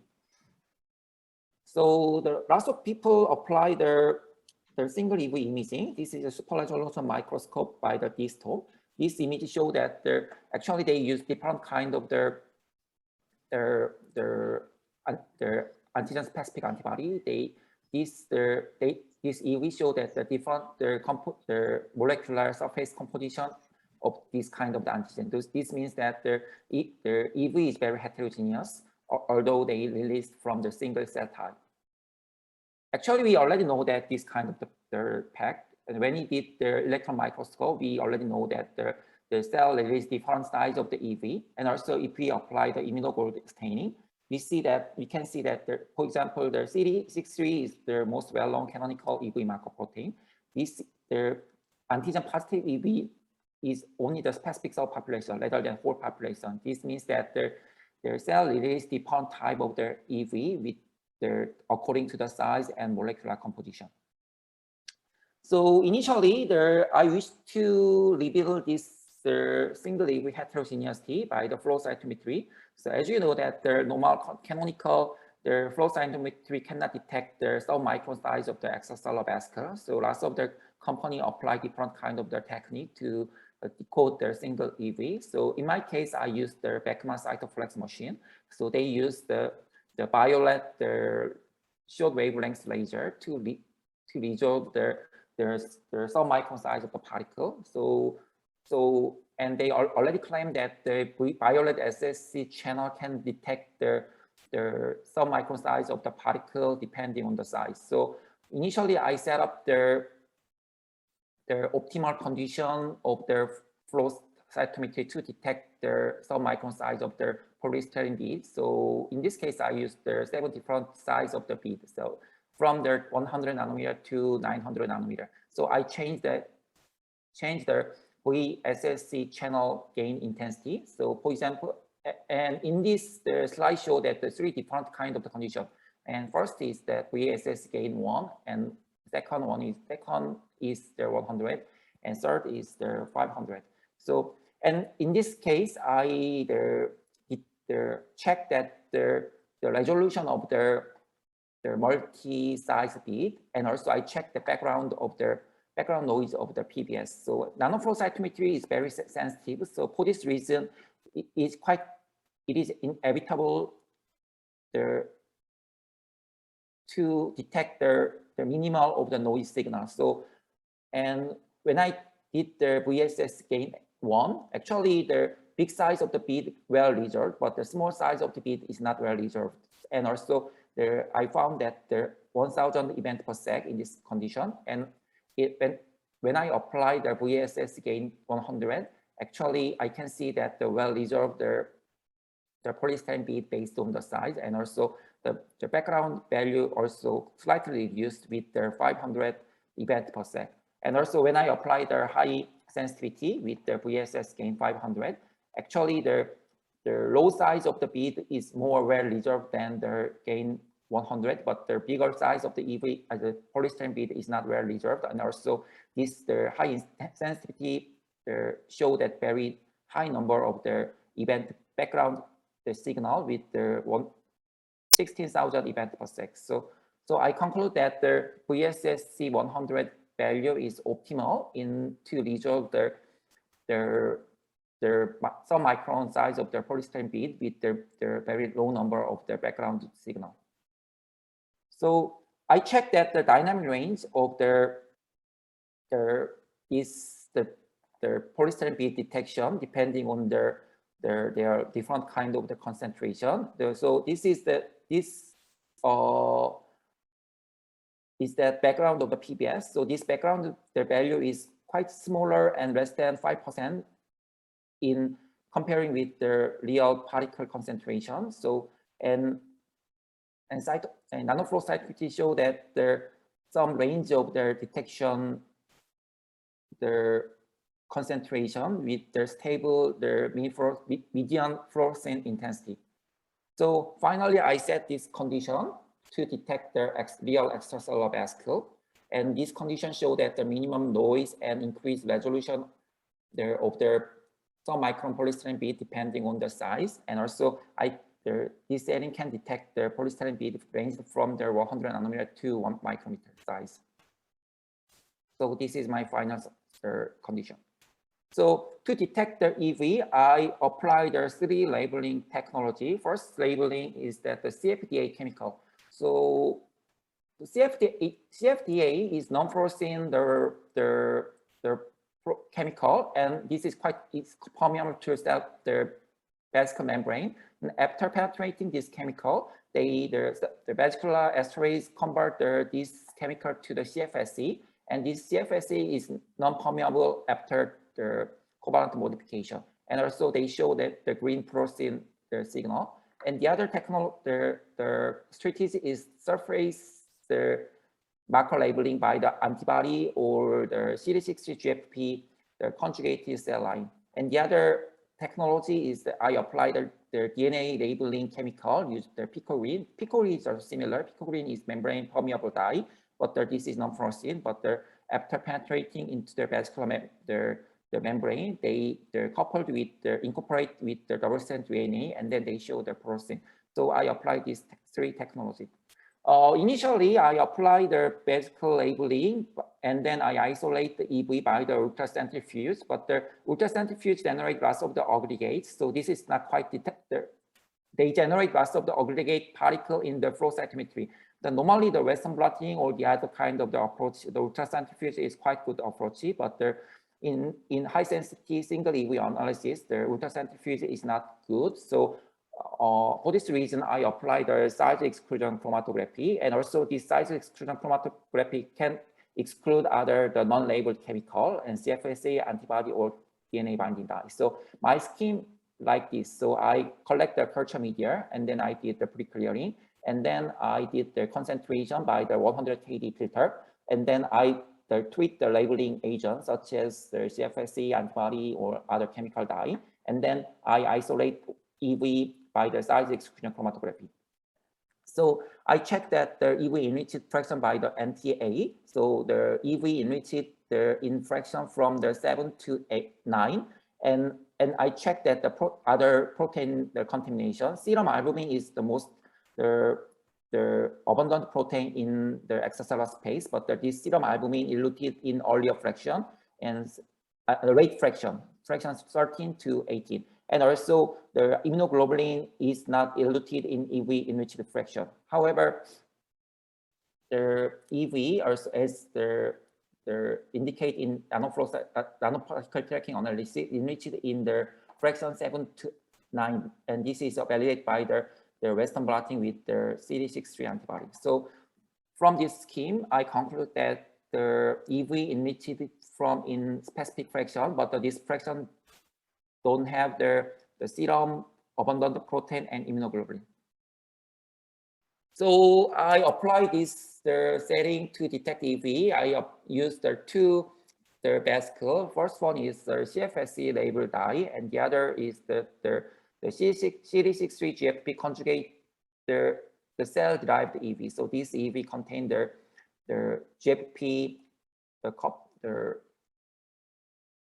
linked the CD63 antibody. So I apply the EV with different concentration. So as expected in the polystrand bead, they show that the increased event per sec depending on the particle concentration. So this is quite correlated with the real concentration and event per sec. This means that the flow cytometry can provide the quantitative information of the extracellular vesicle concentration. And also in this range, the beam processing intensity of the particle is quite stable. This means that the flow cytometry also shows the stable intensity.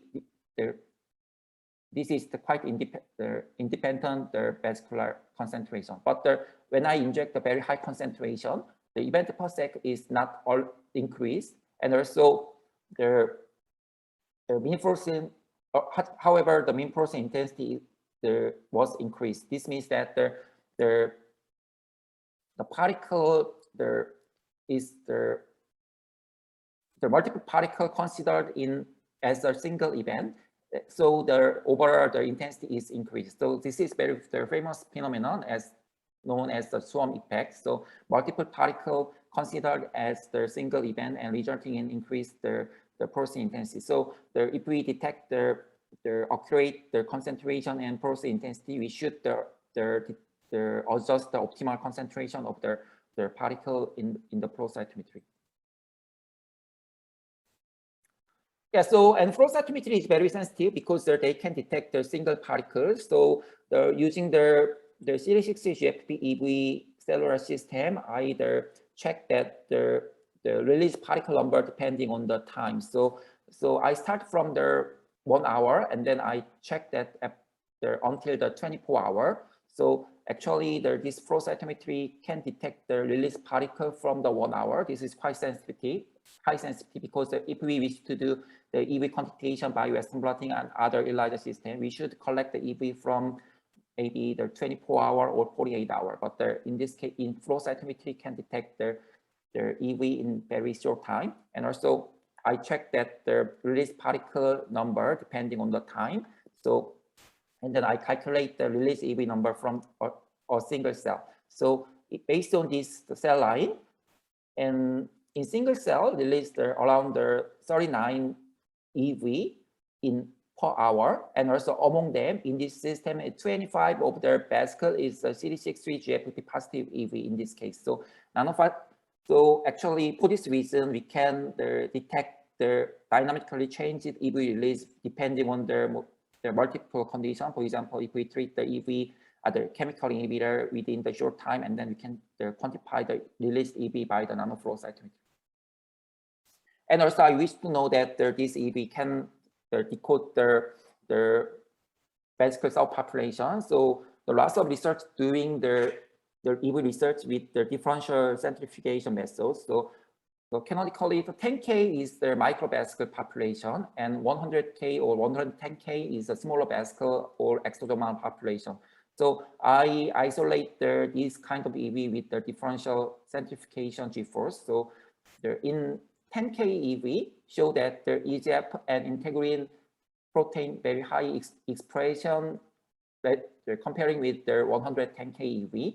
And also cytosolic actin and GAPDH is also higher expression in this cell in this EV population. However, 110K show that the higher expression of the CD9 synthenin 1 allix the protein. These are known as the exosomal marker protein. So nanoflow cytometry also show that this 10K EV relatively higher size distribution than the 110K. And also I validate this size distribution by the electron microscope. Electron microscope also show that the 10K have the bigger size of the EV than 110K.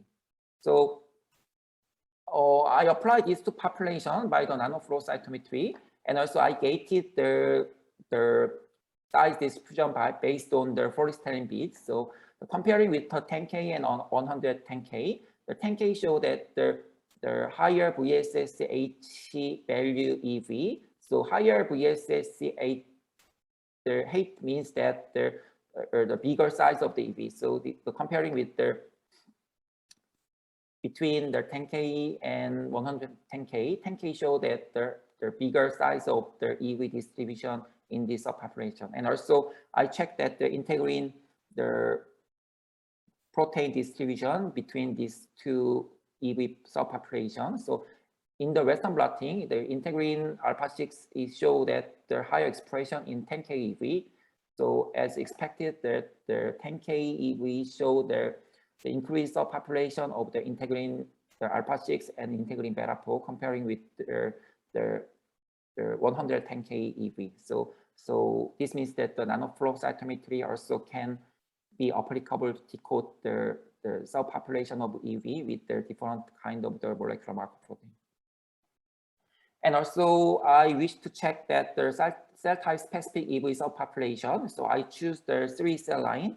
A549 is lung cancer cell line, MD MB231 is breast cancer cell line, A431 is the skin cancer cell line. So these 3 cell lines show differential expression of the tissue factor and EGFR protein. So these 2 protein is quite important in the functionality of the extracellular vesicle. The tissue factor is known as the coagulation factor in cancer thrombosis, and also EGFR is important the membrane protein inside it on the EV. So this protein can be transferred to the dormant cell line, and this EGFR receptor functional in dormant cell line. So when I check the A549 cell, tissue factor and EGF expression is quite low or absent in this cell line.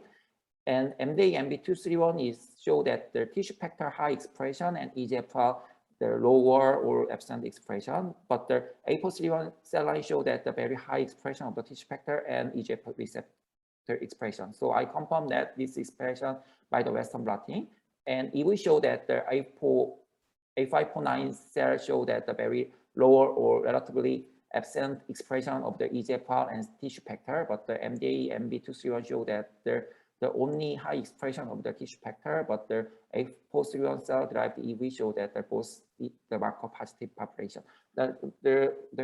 This Western blotting show that the overall pattern of this kind of the marker expression. So, but the actual reality I thought that the only cell population of EV contain this kind of markers. So I applied nanoflow cytometry. I used the 2 antibody double labeling in the EV. So 85%, the 9 cells show that as expected, the marker protein positive EV almost absent, and especially both positive EV population is absent. However, the MD MB231 show that they're around the 48% of the EV contain tissue factor. However, only the 0.6% of the EV contain the tissue factor and EGFR.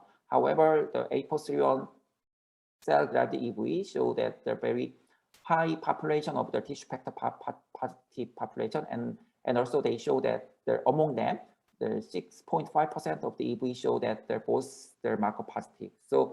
So actually, I wish to know that this is a real observation or some kind of the artifact. So to validate this kind of the observation, I applied the single EV imaging by the structural illuminated microscope. The resolution of the structural illuminated microscope, known as SIM, is the 100 nanometer resolution. So theoretically, initially I set up this setting by the CD63 GFP, the Vesicle. So if this Vesicle coated in the cover glass, and I treated with the anti-CD63 antibody. So this is the red color. So theoretically, they colorized in the single Vesicle. They show the merge signal. So as expected, the GFP and the antibody show that the merge to the yellow signal. This means that this system was working. And then I used the other kind of the dye, CD81 APC. If the 2 marker is located inside of in the same single EV, they show the merge signal as the CD60 GFP EV. But when I treated this CD81 antibody to the CD63 GFP EV, they show the different the localization rather than in the single EV. So this means that the cell-derived EV, the CD81 positive EV and CD63 positive is quite different cell population. So I confirm that the single EV imaging is working. So I check that this observation is true or not. So I coated the A431 cell-derived EV, and then I labeled with this Vesicle with the EGFR APC antibody and tissue factor P antibody. And also this counterpart is the EGFR APC and CD63P antibody. So in this case, some population of EV is EGFR and tissue factor positive in a single EV as observed in the nanoflow cytometry.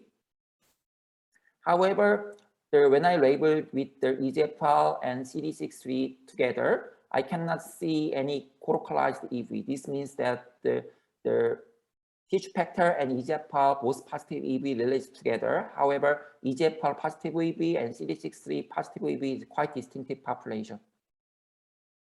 So, and then I wish to apply this kind of nanoflow cytometry in near oncogenic transforming the system. So the U373 is the dormant glioma cell line, and U373 variant 3 is transformed U373 variant 3 by the oncogenic EGFR variant 3. The glioma cancer, the mutant of the EGFR variant 3, this is truncated form of the EGFR, is very the frequent mutation in glioma cancer patient, and the expression of this mutation show that the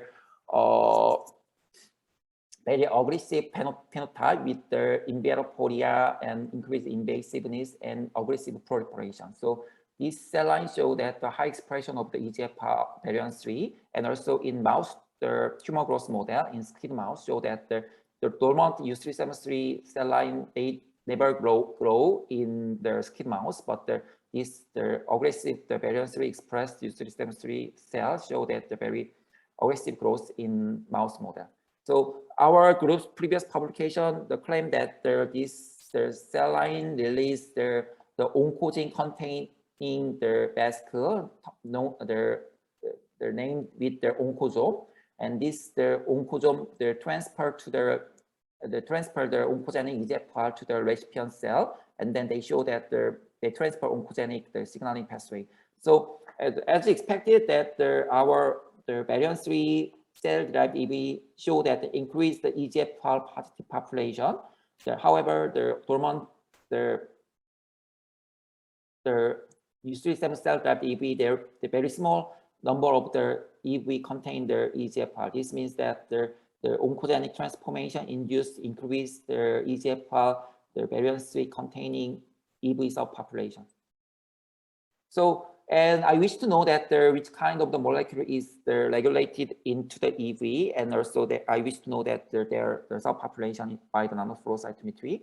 I apply the proteomics between the U373 and the U373 variant 3 EV, and also I isolate the EV by the optiprep density gradient ultracentrifuge. This is the gold standard method to purify the EV with high purity and confidence.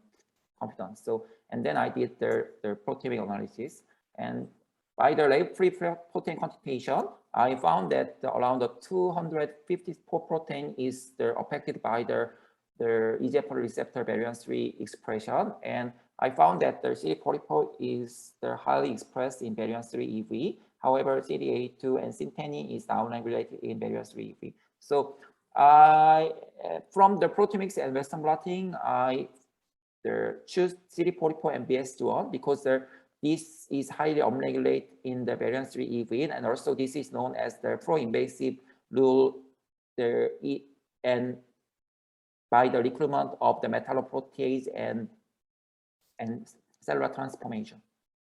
So when I did the nanoflow cytometry, so in the U373 variant 3 population, they show that only the 6.4% of the EV is this antigen both positive, but after the oncogenic transformation by the variant 3, EGFR variant 3, this population is dramatically increased with the 14.7%.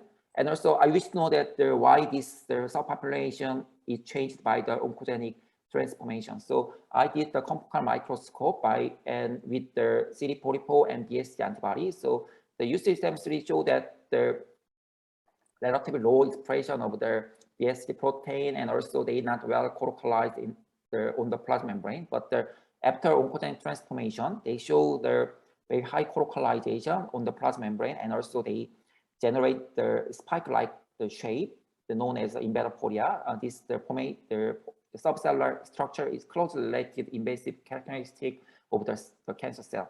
So this means that the released extracellular vesicle and their increased population represent the cellular phenotype of the host, the parent cell.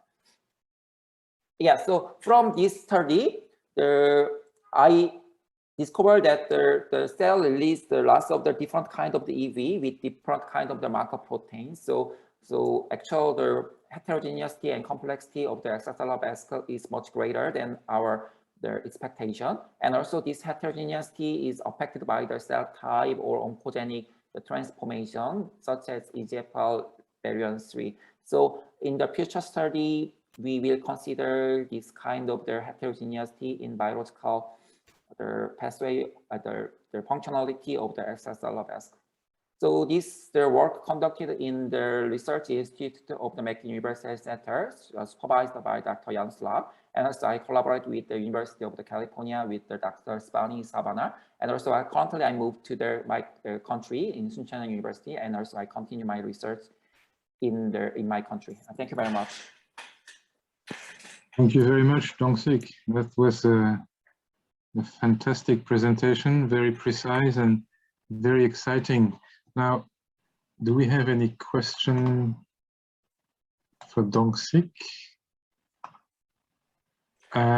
Yeah, Gun Lin, who had also asked a question for Peter. We'll come back to that after. To Choi, to Dong-Sik, for SIM-based single EV imaging, is it based on endogenous GFP labeling of CD antibodies? That's a Gun question. Oh, yes, this is partially correct. So this CD63 GFP, the protein expressed in host cell, and the protein equipped sorted into the extracellular vesicle. Initially, I used this vesicle, and this vesicle coated on the cover glass, and then I treat the antibody. So this is my screen. Yeah. I have a question myself. With your possibility to have double labeling in nanoflow cytometry, how many concomitant markers do you think you could detect on a single? Oh, actually, the problem is that in the multi-labeling, I tried the triple labeling, but in this case, I used the 2 antibody and 1 is chemical. So this is my maximum number. But the problem is the compensation issue. In cell compensation, is quite easy because we can use some bead or standard compensation metrics. But in nanoparticle, it's quite difficult to make the compensation metrics. So for this reason, I use the 2 proper, for example, APC and the VC. So this chemical is not quite overlap each other. So yeah, and also if I use the 3 color, the other color is maybe the range of the color. In this case, that for this reason, I never use the compensation metrics. But to do the multicolor labeling, we developed some technology to make the compensation metrics. Thank you. Thank you. Any other? Yes, Sharon is asking. Yeah, so yeah, you're right, Sharon. So much to learn about EV. Yeah, the more we discover, the more we want to know. That's for sure. Is there any other question for Dong-Sik? If not, let's go back to the other question that was raised for Peter. Gungunling was asking about the new dyes, which of course Peter cannot talk about too much about. How to achieve the selectivity of the phosphorescent dyes? Is it through immunoaffinity? And also, how long will the phosphorescence stay? These are the questions from Gungun, Peter. Well, I can say it's not due to that specific type of staining. In fact, it relies on a mechanism which no other dye that I know of uses. So it's something which has been designed specifically to interact with extracellular vesicles in a certain way, which gives the high selectivity for incorporation into extracellular vesicles.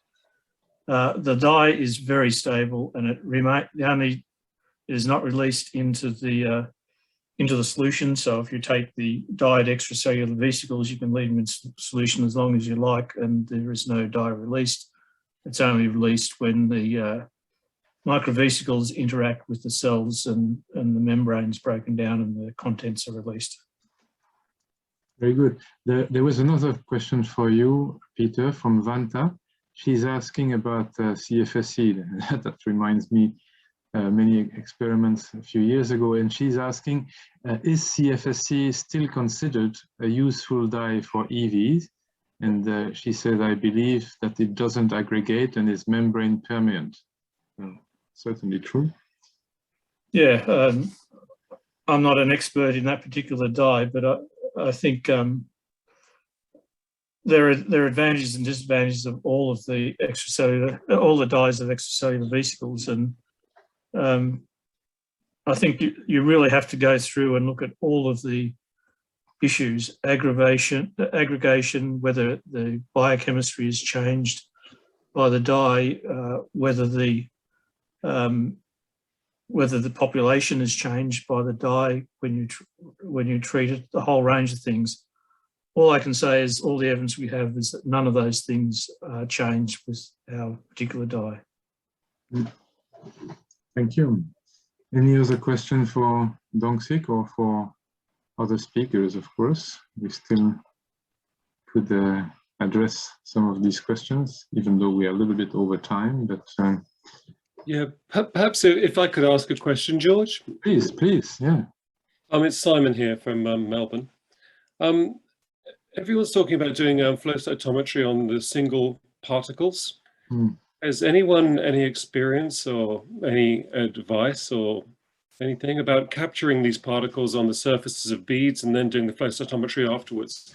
Because it's an approach we've used for several years now, and you you get by some of the challenges of ordinary flow cytometry, of looking at these tiny particles at the limit of detection by capturing them on the surface of a particle, which you can easily detect. You can easily separate them and do proteomics, you can do PCR, you can do other stuff as well.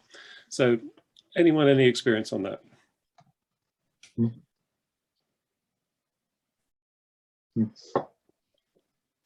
Tumbleweeds? Not much, but maybe Young Song, you have already tried Yes, something. so our group never try on those kind of approach, but as I know, at the very early years in the field of the exosome research, at the time, many scientists using the bead to capture the exosome, then try to the hex analysis. But nowadays, everybody just have interest in the single vesicle analysis. That's the reason why, as I know, not so many people still have interest using the micro bead to capture the exosome. But in my opinion, so if you have the good isolation or the characterization method, first approach using the micro bead to capture the exosome, then analyze the PAX analysis should be a good approach, because even though there is a year gap, but now we can easily or feasibly isolate the relatively pure exosome. But as I understand, in the very early time, nobody using the relatively pure exosome. At the time, they have many contaminant ones in there. So I recommend, if you have those kind of idea, it should be very good at this time point, even though most scientists just have interest in the single vesicle analysis. Because I mean, I've got several beads that we've made with tetraspanons on the surface, so it's possible to multiplex this, right? You could have, yeah, so that you can try that, but only that like the edge of horology, not the single vesicle based analysis.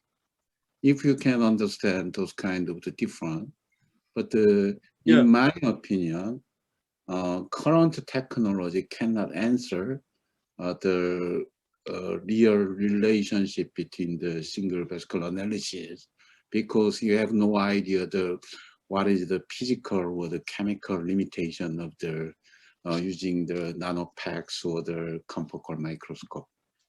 Right.